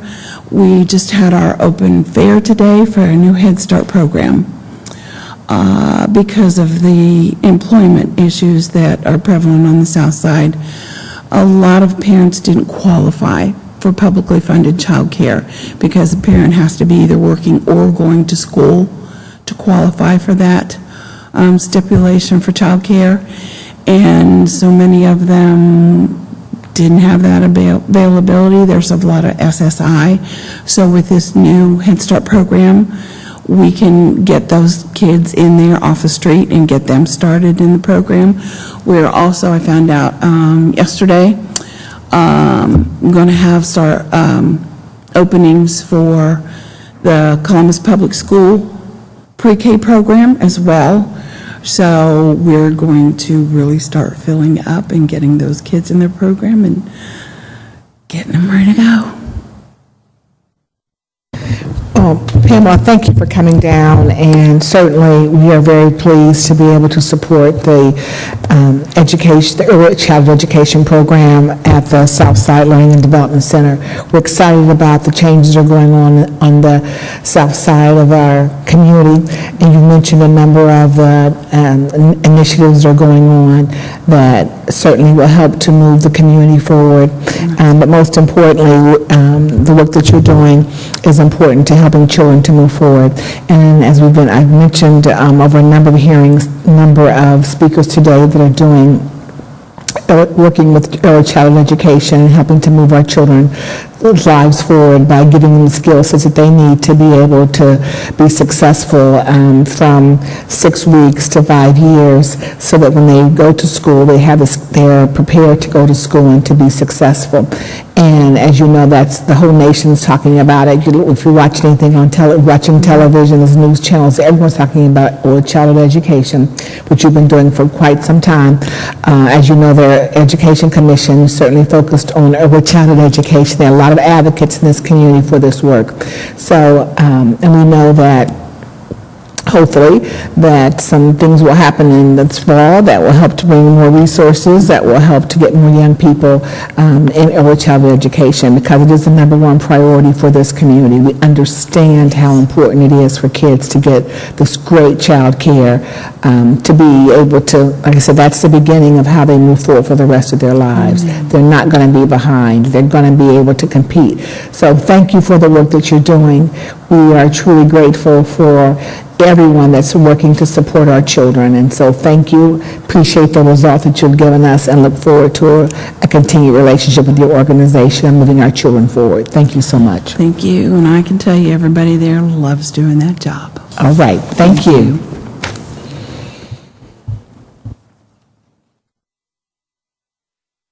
Our next speaker is Lisa Lambert from Communities and Schools. Good afternoon. Good afternoon. I am Lisa Lambert, the CEO of Communities and Schools of Central Ohio, and thank you so much, Councilmember Tyson, for having us here today to speak on behalf of human services organizations such as ours, and on behalf of communities and schools and the great work that we do. Our mission is to surround students with a community of support, empowering them to stay in school and achieve in life. We celebrated our 20th year, and thank you again and the council for the congratulatory resolution that was given to us. Those entire 20 years, we have served the Columbus City School District. We added the White Hall and the Catholic school districts in the last 6 years, but most of our work has been in the Columbus City Schools. We are one of the nation's oldest dropout prevention programs and one of the oldest here in Columbus. We are an evidence-based program, which we're quite proud of, that shows that if our work is done with fidelity, that we are able to increase both graduation rates and decrease dropout rates. We have after-school programming in Eakin Elementary. We have diplomas now in 3 of our Columbus City schools, high schools. We have leadership development, mentoring, and asset building in 9 of our elementary and middle schools in Columbus City. We have homelessness prevention programs that focuses on, in partnership with the Shelter Board and with United Way, that focuses on school mobility and addressing those issues. And we specialize in integrated student services, which is our site coordination program, where we work in the most at-risk schools with the most at-risk students, placing skilled social workers, counselors, or case managers in those schools to provide counseling and a variety of services to address non-academic barriers, social and emotional issues of our young people. What we know is that our young people are challenged outside of the classroom, and when they're challenged outside of the classroom with things such as substance abuse, gang involvement, hunger, a variety of things, substance abusing parents, and just all kinds of things, that these young people many times are not as successful in school. It is our ultimate goal to address those issues, to make sure that our young people have as much support and the best opportunity to succeed in school. We have had success in our Diplomas Now program. We've been able to show marked improvements in attendance, behavior, and academics, and we were able to show marked improvement in kids promoting from 9th grade to 10th grade. We also received the South High School Diplomas of the Year award nationally for marked improvement in our outcomes, so we're very proud of that. The program that the city has supported, and the city has supported us for many, many years, currently is our focus on our Somali, West African, and limited English-speaking students in both Mifflin and Columbus Global Academy. We are able to address the needs of those students, of those growing populations, by helping to improve attendance, decrease school mobility, prevent homelessness, decrease discipline incidents, increase graduation rates for those students, and testing. We're also able to help them and their parents adjust to school structure, academic expectations, and social behaviors. Ms. Khalif is here with me. She is our site coordinator in those schools. Ms. Khalif speaks a number of languages and has been able to do wonderful work in our schools on behalf of our Somali and English second language students and parents. She provides a variety of services from dropout prevention, homelessness, advocacy, violence prevention, mentoring, and particularly OGT assistance. This is a challenge for our students that English is their second language, and we always want to make sure that they have the best possible opportunity to test well, and Ms. Khalif is very instrumental in helping at the Global Academy in Mifflin with those students to assure that. She also links community resources into the schools on behalf of our immigrant population, and she does girls groups, pregnancy and parenting prevention, parenting engagement, and home visits, where she's able to intervene in some of the home situations on behalf of our students.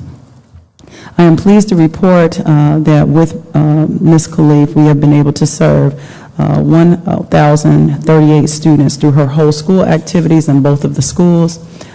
She has been able to serve targeted supports 83 students in Global Academy, 105 in Mifflin High School. We are particularly pleased to report that 48 of our students that she has worked with graduated at Global Academy. That, I think, was the total population that graduated, but she actually had involvement with all of them, and we're very proud that the number increased. 2 years ago, it was 19. 2 years later is 48, so we're very excited about that graduation rate. And then she worked with 19 students at Mifflin Middle that graduated this year as well. This is exciting, again, because most of our students struggle a little bit with the OGT, and Ms. Khalif has had a role in helping them overcome that. I would like to thank the City Council and you, Councilmember Tyson, for your continued support and investment in communities and schools. Our children are challenged. They need help. We are able to do that, and your commitment and support of us has helped us do that. Thank you so much.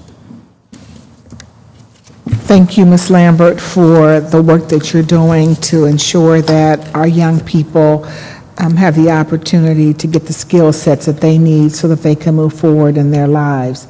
And certainly, as the speaker that was before you certainly was talking about the issues in the Somali community, and kind of the difference in, obviously the difference in the presentations based upon, there's more people that Mr. Omar was talking about, Hassan Omar was talking about. However, it's important that the work that you're doing with us, the two schools, that you have an advocate right there in the schools.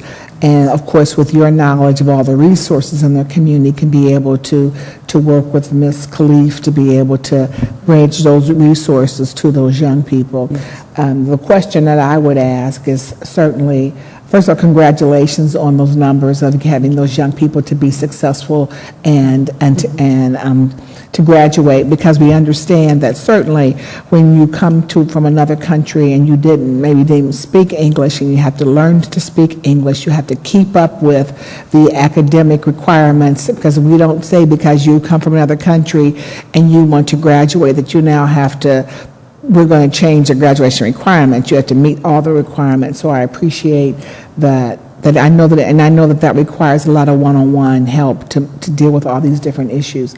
But I guess the question that I would ask is that what are some of the, based upon the young people that you're working with, are you seeing certain challenges that are out that the young people are facing that we need to begin to address even more so?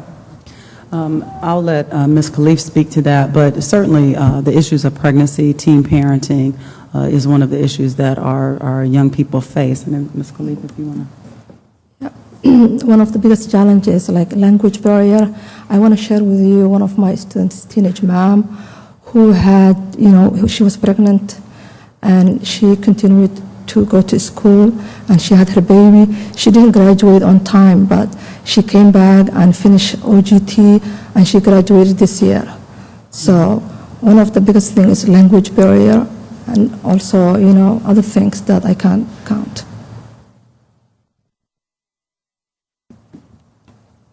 And so working with this young lady, because we are concerned about infant mortality, and making sure that they get the proper resources, is that part of the work that you're doing?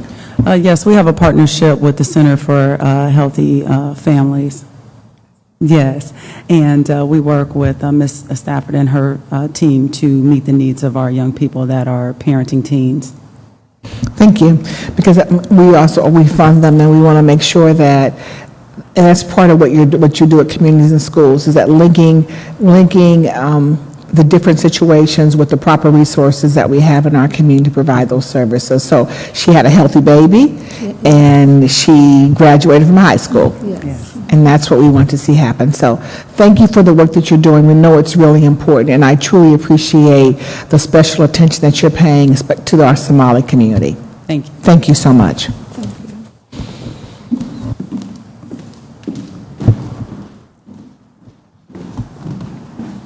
Oh, what's next? Oh. Eric, how are you today, I'm well, Eric? Councilman Tyson. So Thank you pleased to to be council here. chambers. Thank you very much. Councilwoman, excuse me, Tyson and other members of the committee, I have to give you kudos. I think I can say that you are head and shoulders out ahead of everybody else in the committee today. I want to thank you for the opportunity to address you. I recently returned to Columbus from a long time in Washington, D.C., and while there, an educator impressed me with the greeting, "How are the children?" That question is a greeting used in lots of communities in Africa. It's a traditional greeting, and it's meant to be a way of saying hello.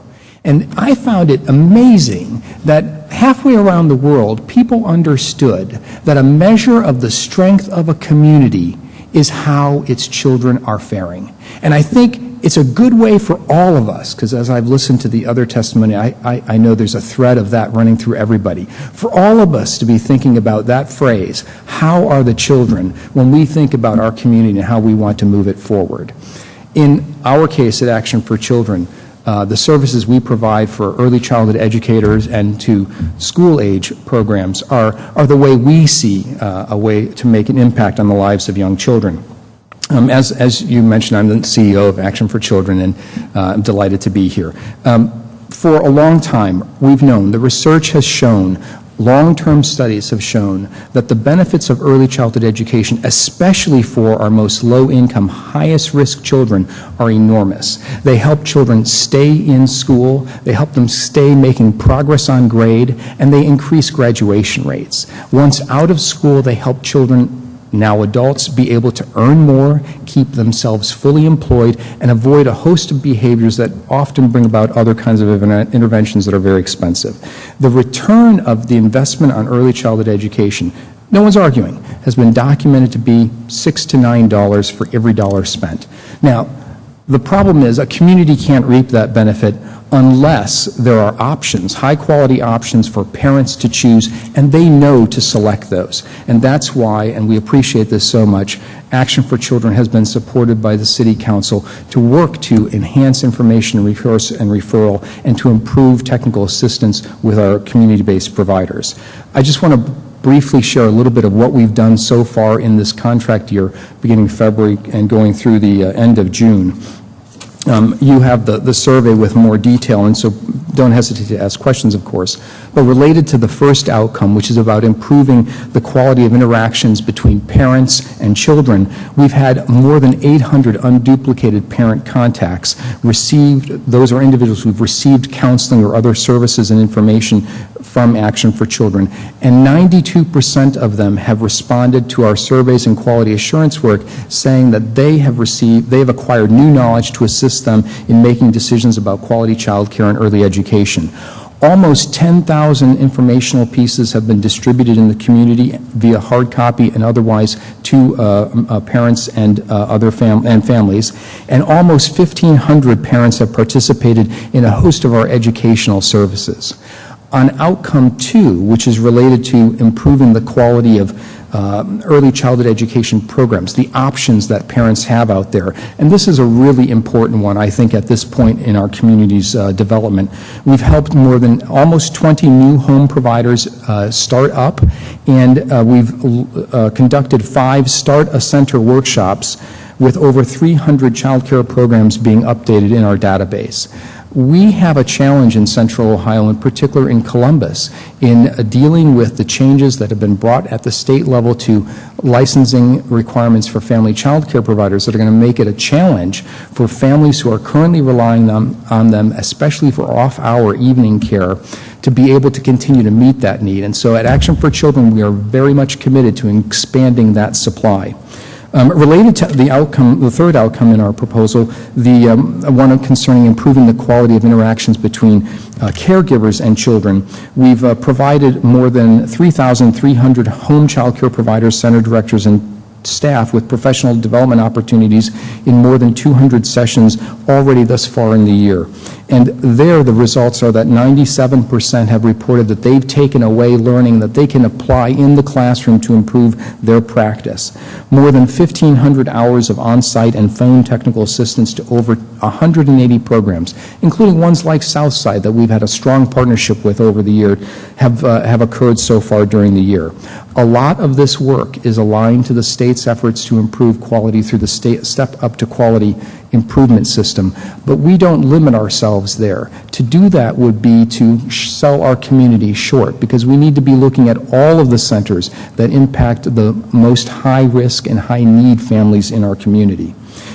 You know that this work is preceded and followed by evaluation and other types of quality assurance work, so I won't go into that. There's a little bit in the survey there. But I do want to highlight that we try in everything we do to be collaborative. We reach out because we believe that working together we can accomplish more than individually.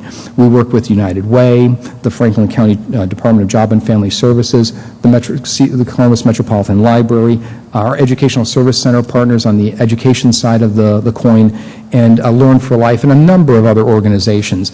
And we are very, very appreciative of the support the council has shown this year and over the years. We look forward to those partnerships and that support to continue. And I'm happy to answer any questions you may have. Thank you, Eric, for coming, and first of all, thank you for coming to our community and leading this effort at Action for Children. Certainly appreciate that you have pretty much exceeded many of the goals that you had committed to in terms of making sure that families have quality daycare for their children. And I appreciate the one area that you just mentioned, and maybe ask you a little question about this, about the home providers, because certainly want to make sure that, and those are businesses, and want to hear more about what you're doing in order to help those home providers to be able to meet those state standards so they can continue to move forward with their businesses. Yeah, we provide a host of training, but in the case of these particular changes relating to limited certified providers, that's a much more intensive technical assistance effort, really working with them to identify what their shortcomings might be in terms of getting regulated. In some cases they're significant, in other cases they're not, and it's a matter of applying time and energy. We've especially looked to the Franklin County Department of Job and Family Services, see ourselves as a partner in that, and are working to develop a solution because it's a great concern to Director Trotman and his staff. And I'm confident we will have success. I'm not 100% confident that we will have the success we all want, which would be to have all of those providers move and improve in quality and become regulated and licensed by next year. But I think we'll see the needle move, and hopefully we'll also be able to communicate with the parents who rely on them to make sure they know what their alternatives are if a provider isn't able to meet the licensing deadline and be able to provide services through the state subsidized child care program.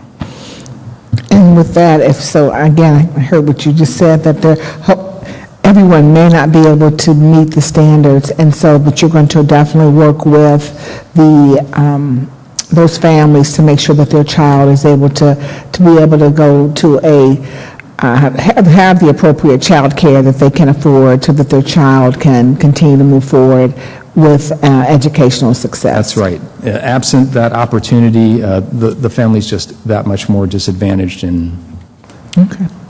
Well, thank you for coming down. Thank you for providing the professional training for those caregivers. Thank you for getting out the educational information to the parents, and also for making sure that parents realize that your children are going to safe, quality facilities that take care of their children, and ensuring that the parents understand the importance of early childhood education so their children have the opportunity to be as successful as everyone else. So thank you for your work.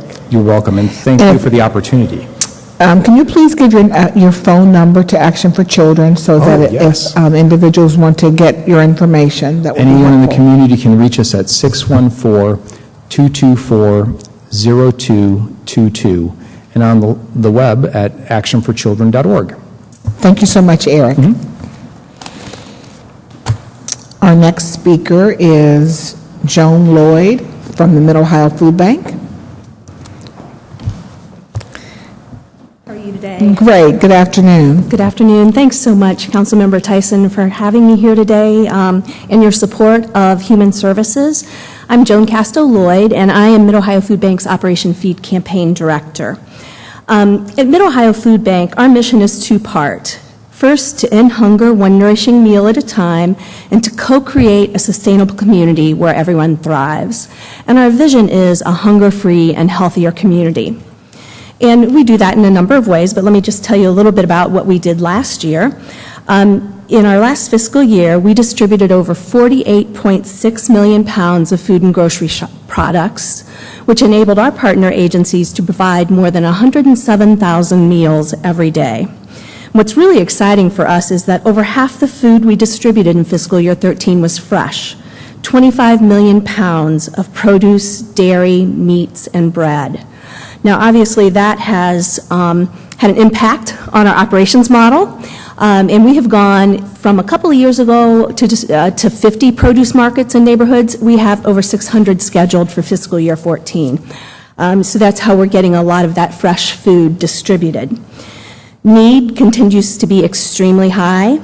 In the past 5 years, we've increased our distribution by 49% as more people, especially working families, turn to our network for food assistance. In Mid-Ohio Food Bank's 20-county service territory, 16% of residents and an astounding 22.2% of children are food insecure, which means they have limited or uncertain access to nutritionally adequate and safe foods, or cannot acquire these in a socially acceptable way. So our clients include low-income, food-insecure men, women, and children. They include the working, the unemployed, the homeless, and homeowners. In our network of food pantries, 35% of all requests for food are for children, and 15% are for senior citizens. Many people access our network services year-round, while others find that they only need to visit a pantry maybe 1 or 2 times to help recover from the loss of a job or an illness. For many of the food bank clients living in underserved communities, securing nourishing food is a significant challenge. Not all neighborhoods have a full-service grocery store that stocks healthy items, and too often the food that is available is and affordable is calorie-dense and nutrient-poor. So sometimes a local food pantry is really the only opportunity for an individual to acquire the amount and or quality of food they need. So let me tie that in a little bit to Operation Feed, which is the program that City of Columbus does help fund. And Operation Feed is extraordinarily important to us at Mid-Ohio Food Bank because it ensures that our food pantries, our soup kitchens, and our emergency shelters are stocked with the food that they need. This year, our campaign just wrapped up, actually last Thursday. We had 150 organizations, including City of Columbus employees, join forces to raise over $2.2 million and 250,000 pounds of food, and that's a record 6,789,520 meals that we raised in our campaign. City of Columbus represents our 7th largest campaign, and they raised, your employees raised almost 185,000 meals. What's really exciting about the funding that we receive is it allows Mid-Ohio Food Bank to use 100% of each campaign donation to put food on the tables of our neighbors in need. So with your help, Operation Feed Dollars ensure that a child has a banana at breakfast time, an apple with lunch, or a senior citizen with diabetes has a fresh salad to go with their evening meal, and a family celebrated the 4th of July with a traditional picnic staple, a fresh watermelon. So if you have any questions, I'm happy to entertain those now. First of all, just again, thank you for coming down and certainly sharing the great work of the Mid-Ohio Food Bank. And, you know, I was talking earlier, I think, to my staff or to someone that there are just certain basic needs that need to be met. Food happens to be one. Food, you know, shelter, we talked about food, shelter, clothing. You know, I think healthcare, you know, is a basic need that we have to make sure that people have access to. And so I appreciate that the city is certainly focusing on Operation Feed because they're focusing on fresh, you mentioned all the fresh produce that individuals will be able to have as they move forward. The question I'll ask you is that you said the need is high. You've seen a 40% increase in the services, 49% increase in services. And can you share with me any, I mean, I get the people that you're seeing that that are coming through the Mid-Ohio Bank, the Mid-Ohio Food Bank, or the organizations that are coming to you that brought about this increase. And I will say that during the last 2 days of this hearing, we've heard a lot from individuals about the lack of food. And so can you just talk a little bit about what you're seeing and what's happening in Columbus in regards to this issue? Certainly. So I guess when you talk about the food that comes into Mid-Ohio Food Bank, so we actually are the collection organization. We collect, warehouse, and distribute food to those food pantries, soup kitchens, and emergency shelters. And our non-perishable food, our non-perishable food donations and items are shrinking. And that's due to a number of different reasons. For instance, we all carry around our loyal shopper cards. So food manufacturers and grocers are much more savvy, and so there's much less excess that they can donate to us. Obviously, government sources are shrinking. However, we have found that Feeding America, which is our partner, our national organization that we're a member of, estimates that 3 to 6 billion pounds of fresh food goes unharvested every year. And that estimate can go up to as much as 20 billion pounds if you're using every single vegetable or fruit in the community or in the harvest season. So what we're seeing is where we're going to be able to get additional food to be able to increase and maintain our distribution is through that fresh initiative. The other part that we're seeing is that it costs Mid-Ohio Food Bank about 50 to 60 cents to acquire a pound of non-perishable food, a can of food, whereas fresh produce, we can pay to pick, pack, and get that to us for between 17 and 20 cents a pound. So you are probably hearing from agencies that they are getting less food, and it's likely that they're getting less of that non-perishable food. However, we're trying to supplement with, I think I said something about the produce markets. We partner with our agencies in different communities, and we will take truckloads of food, 8 to 12,000 pounds of food into a neighborhood and distribute that in a day. And so we're getting folks much healthier, nutrient-rich foods, and really, again, our vision is a hunger-free and healthier community, and the access to that fresh food really helps us do that. Can you share a little bit about, I know this summer that at some of the recreation centers and churches, certainly that they're having trucks, I think for the Mid-Ohio Food Bank, to come out and provide those fresh items. Can you talk a little bit about that program? Yeah, and again, that would be part of our produce market program. We typically identify partners in those low-income neighborhoods, and it could be a school partner, it could be a church partner. And we go in, let the families shop for their produce, take what they need. Often families will take food for their neighbors, and so it really is just getting mass amounts of that produce distributed in one particular location. Okay. Thank you for coming down and sharing the success of your program, which allows individuals to be able to have fresh produce and to be able to live healthier lives and to be a need that we all should not have. If that need is a need of hunger. But thank you for the Middle Ohio Food Bank for the work that you do, and I'm sure that the residents of this city who will be watching this hearing and the replay of this hearing will be proud that they're able to help others in need to be able to have healthy meals and not to be hungry, and that will allow their children to go to school and move forward and people to go to work. So thank you for your work. Thank you very much for the time. You're welcome.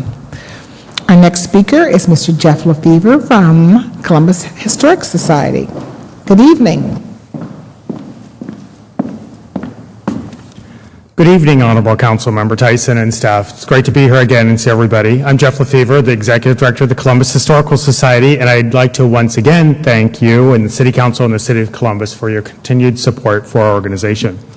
The Columbus Historical Society's mission is to educate the citizenry, preserve historical artifacts, and instill pride and respect for ourselves, our culture, and our ways of life. With our move last year into the COSI building, the Columbus Historical Society continues to transform into our expanded museum space. In 2012, we saw an increase of over 5,000% people through our doors, and we continue on that path for 2013 with already having seen over 26,000 visitors through our doors this year. Our 2,500 square foot exhibit space houses traditional artifact exhibits along with interactive historical trivia games that use the latest in motion sensory technology, and we're open Wednesday through Sunday, and we're free, completely free to the public. We're right off the main doors when you walk in the COSI building at 333 West Broad Street to the right. This year, exhibits have included one in conjunction with the Asian Festival, History of the Asians in Central Ohio, A Force for Growth. We also hosted a joint reception with the members of the community and the designers of the exhibit in April. Our own exhibits have included Columbus at Play, which is currently showing now through December, celebrating the diversity of music and sports in Columbus. The music section educates about musicians such as Ruby Elsie, Rusty Bryant, Nancy Wilson, and Stomp Gordon. Our sports section includes items from Jesse Owens, Chick Harley, and the Columbus Redbirds, and many more artifacts. If these names don't sound familiar, I suggest folks come down to our museum and learn about these historic members of our community. We also had an exhibit this spring about the 100th anniversary of the 1913 flood. The exhibit showed the devastation the Franklinton community suffered 100 years ago this spring. We celebrated Columbus's 201st birthday at COSI with a big party that over 300 guests attended.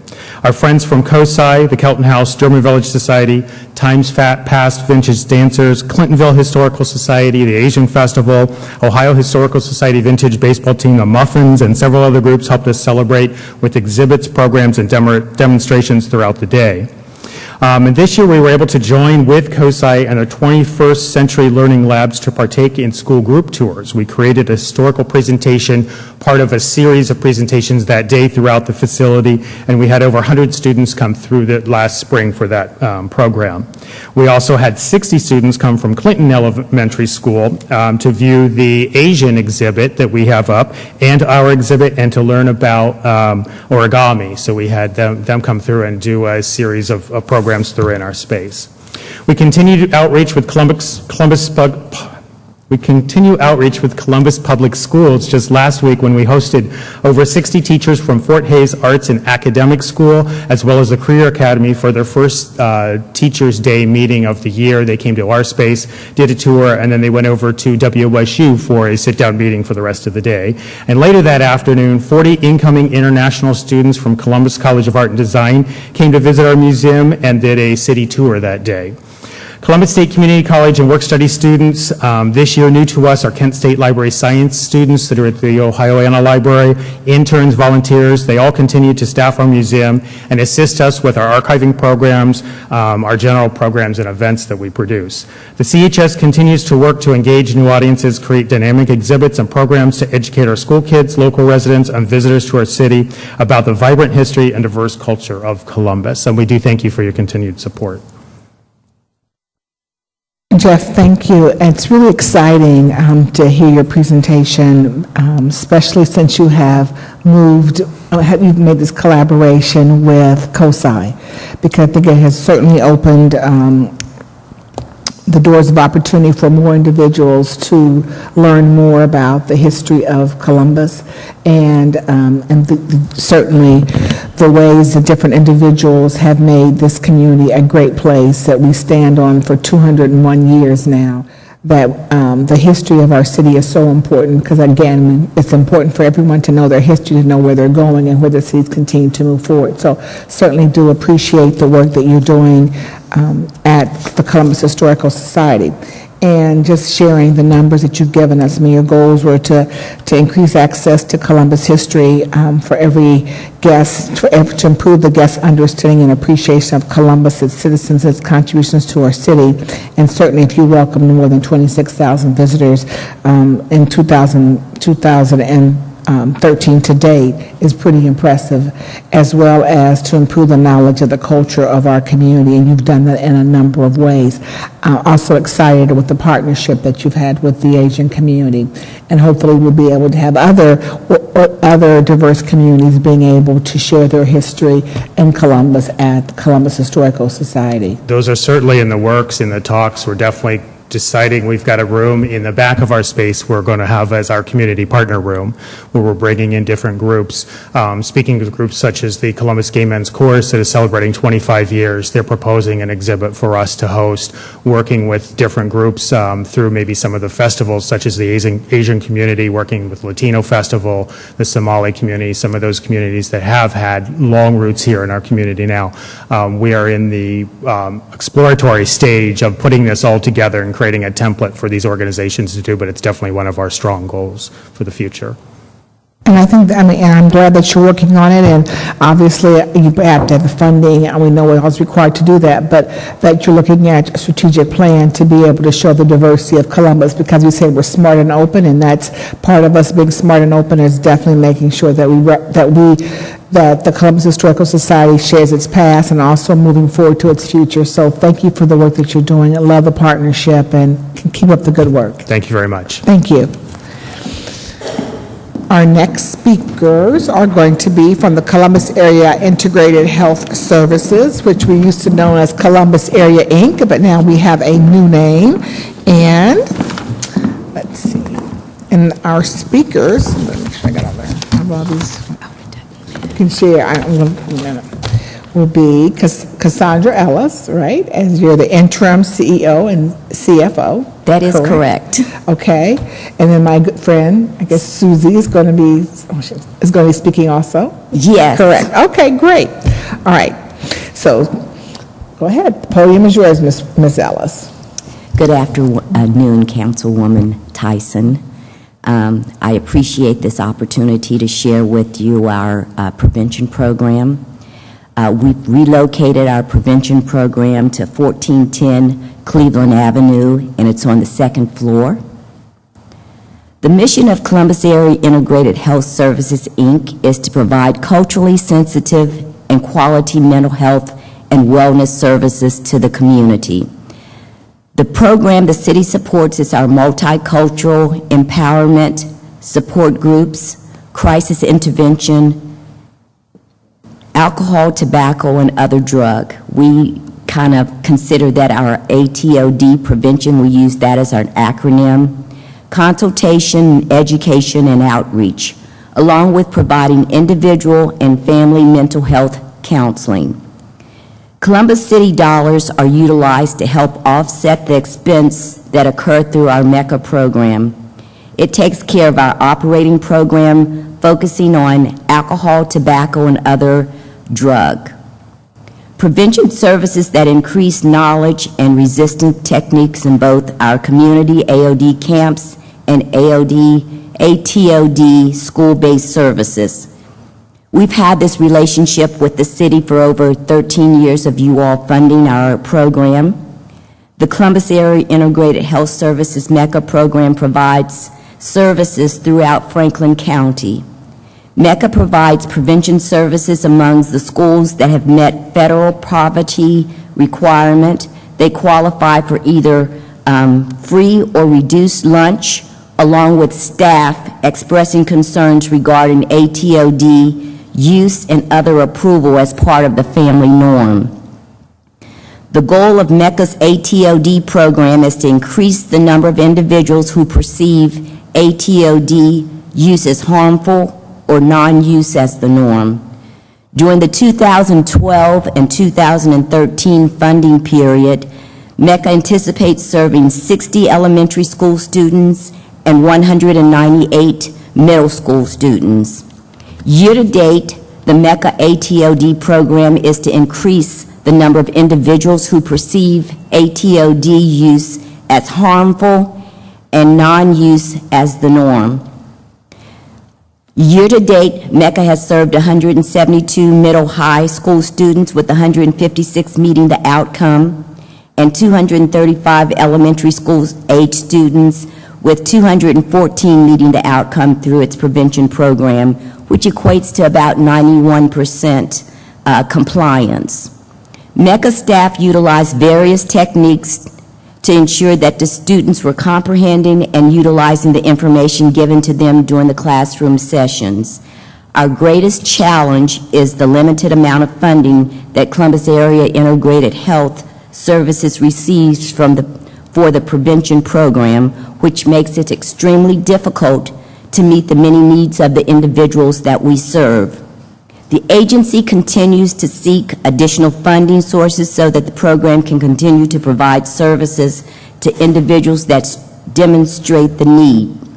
Columbus Area's Integrated Health Service appreciates the funding that we've received from the city, and we thank you for your continued support. Susie's here also to join me, and she can give you more details on the program. Good evening, and thank you, Councilwoman Tyson, for the opportunity this evening to come here and talk about the awesome services that we provide through our prevention program. Columbus Area Inc.'s MECA program has been providing both school and community-based services for the last 23 years in Franklin County. During the school year, we're actually inside of the schools. Last year, we provided prevention services to 14 schools, with one of them being a charter school and the remaining 13 being Columbus Public Schools.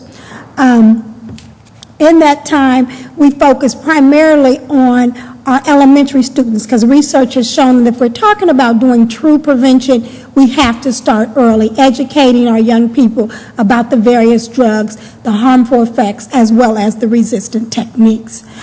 During our our camp program, we were able to provide alcohol, tobacco, and other drug services to approximately 106 students. As we continue to provide prevention services, we're also discovering that there's need for additional services such as mental health services. Each year we get an increase in demands or requests for services, so it continues to be a challenge with our limited dollars to be able to provide services, but I do feel that it's been a true blessing to be able to put staff in schools working with young people as a positive support person, someone that they can go to, talk to, establish healthy relationships as they continue to grow in terms of knowledge and academically. We've been able to see some real positive changes with the work that we do, both in the community as well as the school. In the school, some of the things that we've seen is an increase in positive changes when it comes to the young people's conduct, being more responsible, being more attentive in the classrooms, even increases in terms of academic grades, and the changes with being involved with more pro-social activities as opposed to being withdrawn and isolated from some of their other peers. So we see some positive growth, some positive things coming out of the work that we do. Last year, we were able to collaborate with Community for New Directions and participate in their college tour. We took 5 of our high school students to Atlanta and to Disney World during spring break to give them that extended opportunity to embrace the importance of education and school bonding, and also reinforce their confidence that there's nothing that they're not able to do. We did some work with Columbus State this past year with some of the young people who are actually in their Upper Bounds program. So we're continuing to collaborate to make the best of those dollars that are given to us, Councilwoman Tyson, and we truly, truly appreciate all that the city has done and continues to do in terms of our programming. Well, I want to say thank you for the work that you're doing.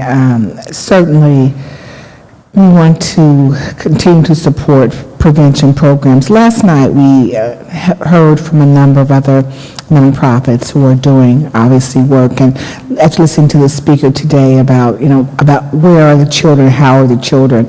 And certainly, when I was talking with, Paul Coleman was presenting last night, and he mentioned, I asked him, what should we be doing in terms of ensuring that we don't have to continue to want to fund Mary Haven, but we obviously not saying we're not funding them, but obviously we're funding Mary Haven because of the issues of addiction. Obviously now they're having a mental health kind of component because they go hand in hand, and you guys know that for the work that you do each and every day too.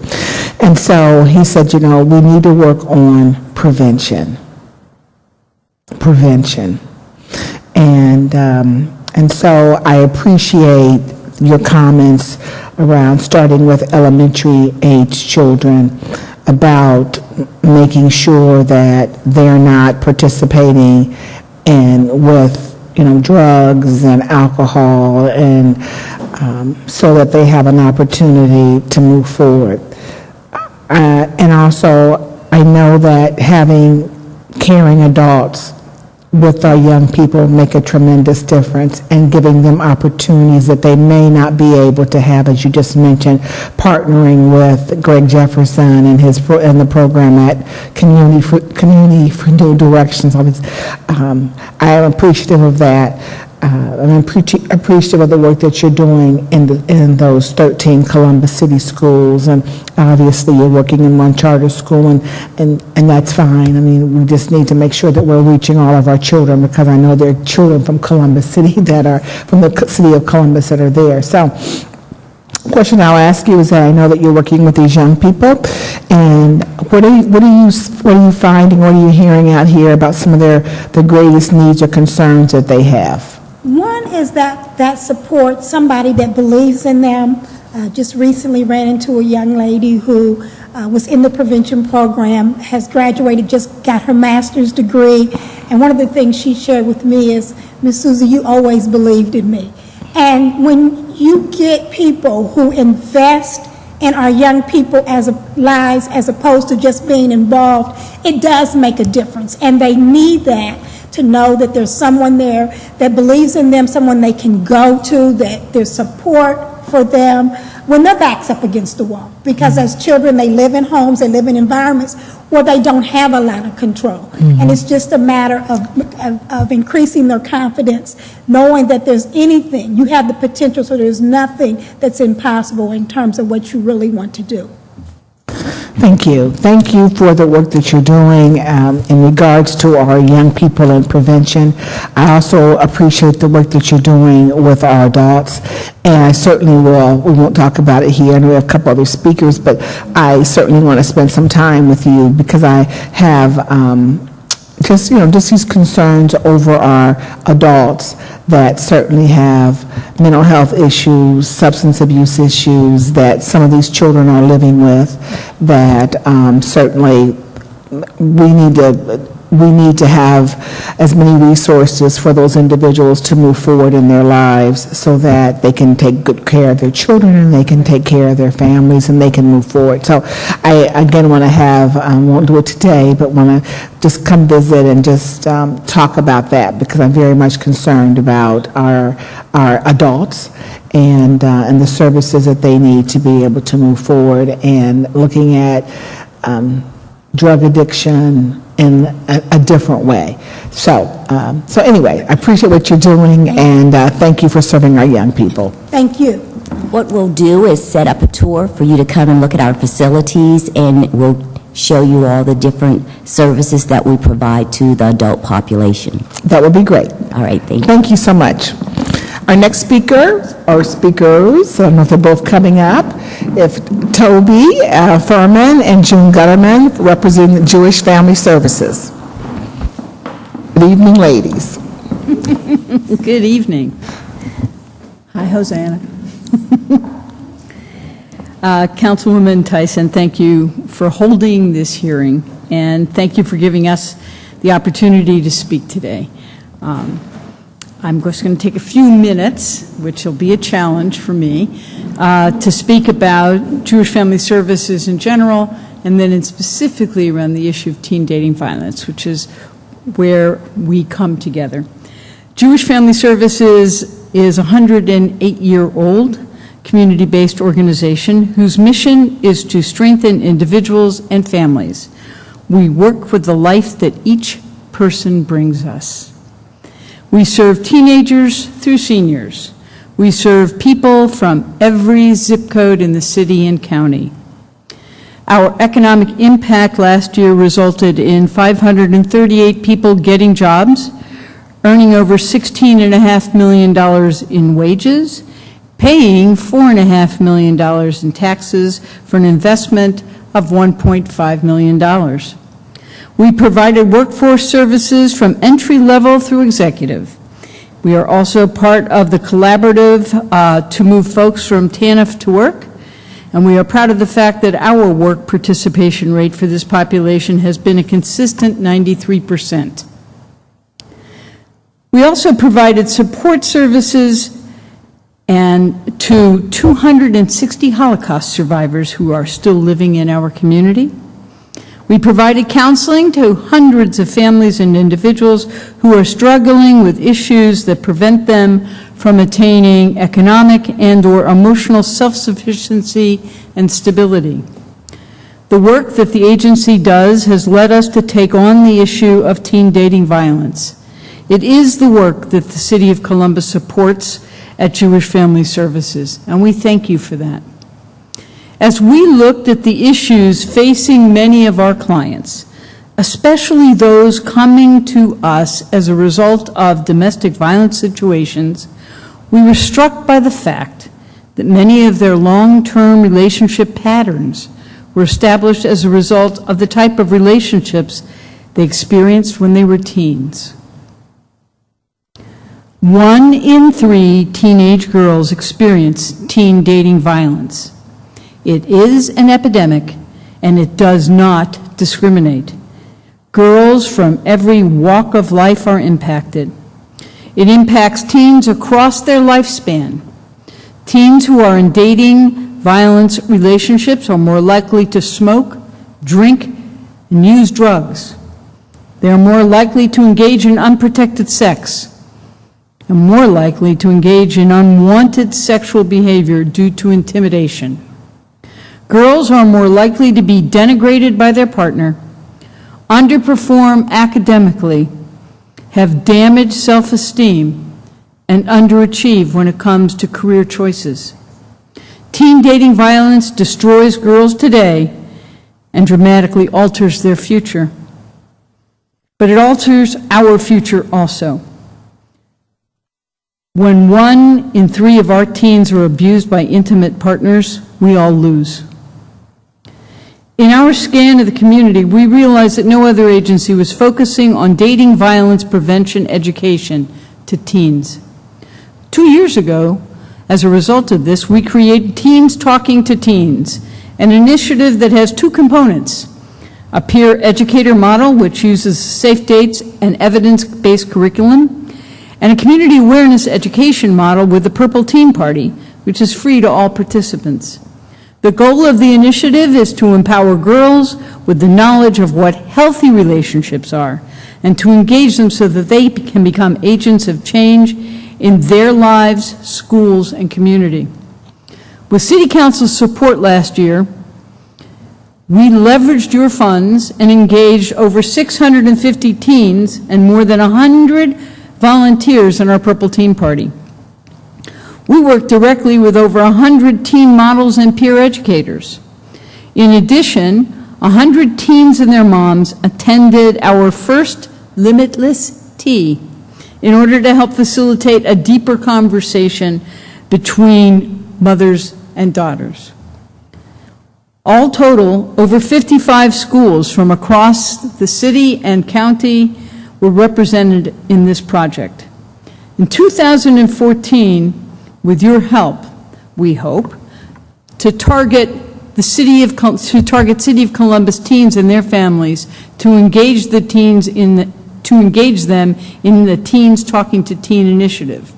Our goal is that over 800 teens and parents will be targeted with messaging and education in the Purple Teen Party, and additionally, Safe Dates community training will be expanded to increase the number of teen educators by increasing our presence in schools.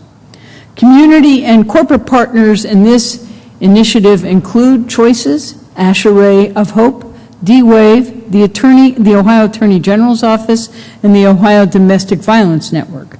Corporate partners to date include Big Lots, Verizon Wireless, TJ Maxx, the National Council of Jewish Women, NBC4, Jerry Ellman, the Columbus Jewish Federation, and the City of Columbus.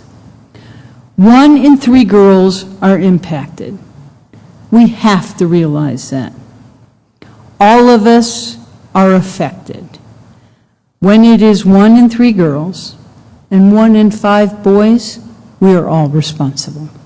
So thank you for allowing us to talk about this program, and we entertain any questions you have. Well, first again, I wanted to say thank you for the work that you're doing, recognizing that when you did the research and realized that the individuals who were involved in domestic violence were those individuals that have been involved in violence as a young person, that the Jewish Family Services stepped up and said, we're going to do something about this. Thank you. And I appreciate that. And certainly since we have been talking, thinking about just women and girls, and if you look at just the information that you provided, certainly if you talk to individuals that have been involved in a lot of the human trafficking, prostitution, things of that nature, and just violent behavior. If you go back and really sit down and understand, talk to them and understand how did they get to this place. Many of them got to this place because of a trauma that happened early on. And some of that has been certainly through teen dating. Some of it's been other traumas that have happened to them. And so I appreciate the work that you're doing. Your numbers are pretty significant, and the people that you're reaching, giving this message to, so that young women know that they don't have to stay in relationships when individuals are abusing them. I think the reason that I think this is important that our city residents are supporting this work is that if we don't do it, the costs are really high. As you said, young people are smoking, drinking, using drugs, and certainly listening to some of the other speakers that have been here, Mary Haven, just the different speakers who have just left here, working with, which was used to be Columbus Area Inc., the young people that they're working with and the adults that they work with. So we know the negative effects of alcohol, and drugs. And then based upon those the abusive behavior, what it does to these young people long-term in terms of underperforming academically, what it does to their self-esteem. I mean, there's just so many negatives to this that it costs us as a community, and it costs us because that person probably is not being able to function at their highest capacity to move forward in their lives. So it's important that you're doing this work. We have to make sure that our women and girls, our young girls, have an opportunity to be strong women and to take care of their families. And so thank you for the work that you're doing. Violence is unacceptable to anyone, and certainly unacceptable to our young people. And again, thank you for taking the charge. Your numbers are very impressive. And I want to have another conversation with you regarding workforce development. We won't have it today, but your numbers are impressive that you shared with us, and certainly being the chair of workforce development, would love to sit down and have a conversation with you on workforce development. And we would really welcome that. Thank you. You know, it's not, these two things are not separate. When we look at a youngster and we realize their potential is cut short at this crucial moment in their lives, and then we see the impact in terms of workforce, and we see the headwind that people have anyway, we've got to do something to give these kids an opportunity to really maximize their economic self-sufficiency and their contribution to the city and to our community. So thank you, and we look forward to having workforce conversations. Hosanna will tell you that will go on for quite a while. And we do miss her, by the way. I'm sure that you do, and I want to say, thank you so very much, because obviously you have an advocate that sits next to me and certainly continues to share the great work that you're doing, and obviously she's going to continue to be a leader in our community. And just thank you for working with her and loaning her to us for a bit of time. So thank you for that. But certainly I truly appreciate the work that you're doing, and also the support services that you're giving to think about the whole Holocaust survivors, and even this, and again, this whole workforce with working with the TANF community and what you've been able to do there. So congratulations to you, and look forward to working with you on teen violence as we've started this partnership. But certainly, let me ask this question before you walk away. If someone from the viewing and listening audience wants to get in contact with Judy's Family Services on any other programs that you offer, how would they do that? They can call 231-1890. All right, thank you so much. Thank you very much. You're welcome. Thank you very much. Our final speaker for this evening is Mr. Kerry Hall, and he is representing Directions for Youth and Families. Good evening, Mr. Hall. Good evening, Councilwoman Tyson. How are you? I'm fine, thank you. That's great. Thank you for the opportunity to come and speak this afternoon. Again, my name is Kerry Hall with Directions for Youth and Families. I manage the after-school programs at both of our youth centers located in the Short North area and on the south near East Side on Ohio Avenue. At Directions for Youth and Families, our mission is to empower families and their children to make sound choices and achieve promising futures. Again, I want to say thank you to the City of Columbus for all the support that you've given us throughout the years, and to explain a little bit about the after-school program at the Short Stop as well as at the Ohio Avenue Youth Center, where we focus on providing a safe, positive environment to increase youth self-esteem, decision-making, peer and adult relationships, and healthy life choices. Strengthening these positive values in order to decrease or prevent drug and alcohol use, delinquent, and other destructive behaviors. This is accomplished by providing alternative activities in the form of expressive and performance arts, recreation, fitness, and nutrition group education activities as alternatives to substance use, delinquency, and other self-defeating behaviors. We specifically utilize these activities to help strengthen interpersonal skills, leadership, and personal responsibilities of at-risk youth. Without the city's support, we would not be able to provide these services to our most vulnerable populations free of charge. The after-school programs are for youth ages 8 to 18 in the near north and near east-south side areas of Columbus, neighborhoods characterized by high poverty, high crime, and low academic achievement. The after-school programs primarily serve youth in these areas. However, any youth in the Franklin County area that fulfills the age requirements may attend the short stop. The Ohio Avenue Center targets high-need zip codes that surround our location. Our operating hours are typically 3 to 8 p.m. Monday through Friday. As we all know, this 3 to 8 hours is a prime time for kids to get involved in negative delinquent behaviors. The Just Say Art program is a series of activities at both centers that utilizes various mediums of the creative and visual arts as alternatives to substance use. The programs focus on tapping into the creative abilities and interests of at-risk youth who would succumb to the pitfalls of truancy, court involvement, alcohol, and other drug use, teen pregnancy, or gang violence. Activities are held daily, and participants can become involved in one or more of the following: visual arts, vocal instruction, performance, drama instruction, production business, dance, recreational games, and computer education. Through their involvement, young people gain valuable experience by following a process and working toward a finished product or performance. The Life Skill program is a group program that focuses on alcohol, tobacco, and other drugs, education and prevention, life skills enhancement. Some of the topics the program covers include media message awareness, self-esteem, values, clarification, decision-making, communication as part of the life skills curriculum. Again, the city funds assist us with paying for facilitation of these programs. And again, on behalf of Director of Youth and Families and all the youth and families that we service, we are definitely grateful for that continued funding and support.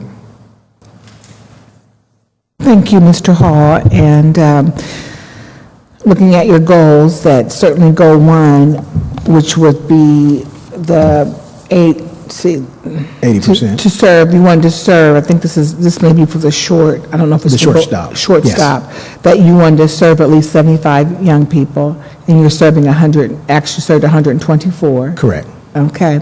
And the 80% of the youth will not enter the court system for unruly or delinquent charges during your services. Correct. So that they cannot be involved in the system, and that's if they want to continue to remain a part of Short Stop. Correct. That's great. And that you take your database and match it with the court systems and the court system dockets and self-reports. Yes. Thank you. And goal outcome 2 is 75% of the regular participants will abstain from drugs and alcohol for a consecutive 3-month period. Yes. And they self-report through commitment cards upon entering 30 days, 60 days, and 90 days thereafter. Yes.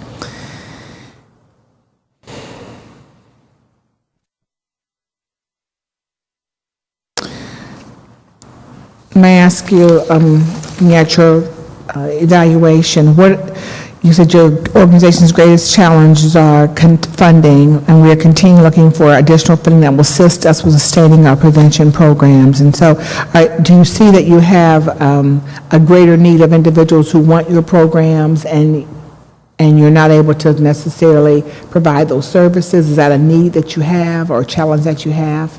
I'm sorry, could you repeat? Is there a challenge that you have that you say you have sustaining, the rising costs are a problem, and you're continuing looking for additional funding that will assist us in sustaining your prevention programs? And so my question is,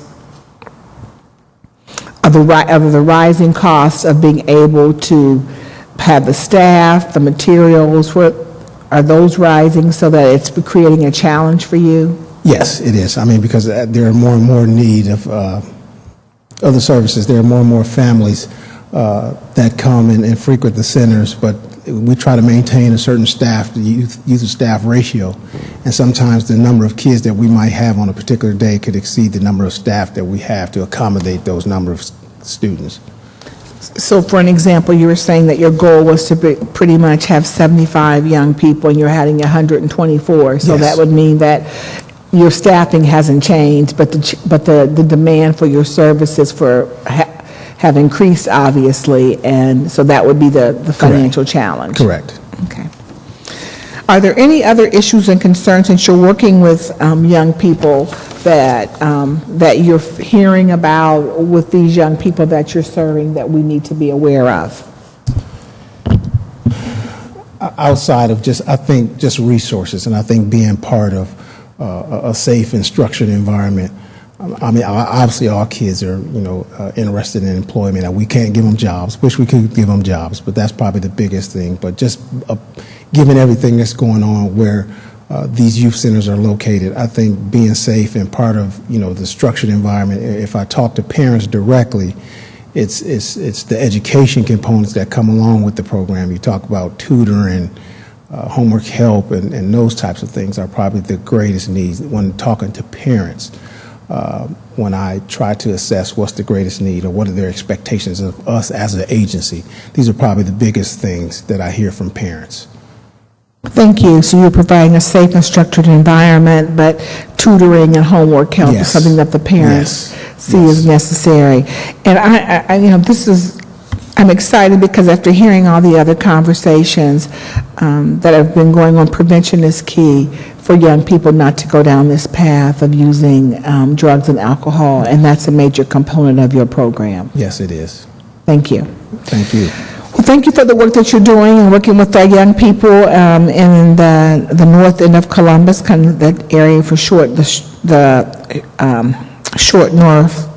That's where the short north stop center is there, short north stop, as well as then on the Ohio Avenue, which is on the Near East side. So thank you for your work and helping our young people. Thank you. Have a great evening. Well, this concludes our hearing on the agencies that the City of Columbus is supporting, and I would hope that based upon these agencies that have certainly shared their work within this community, that they're providing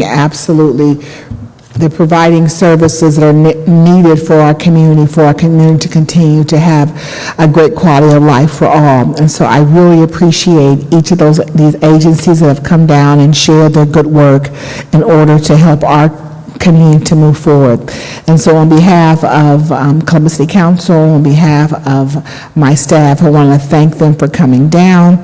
And again, I want to give a special thanks to CTV for providing us the resources to be able to share this with our residents. I want to thank Carl Williams and Hosanna Techie for their support on my staff to allow this hearing to take place. I want to thank the administration who was here today to listen to the testimony as we work together to move forward to help to meet additional needs in our community. And certainly, last but not least, I want to thank you, the residents of our community, for allowing us to do this work that is so important to helping to ensure that everyone in Columbus has an opportunity to have a wonderful quality of life. And so with that, I'm going to say, everyone have a great evening, and thank you very much. Good night.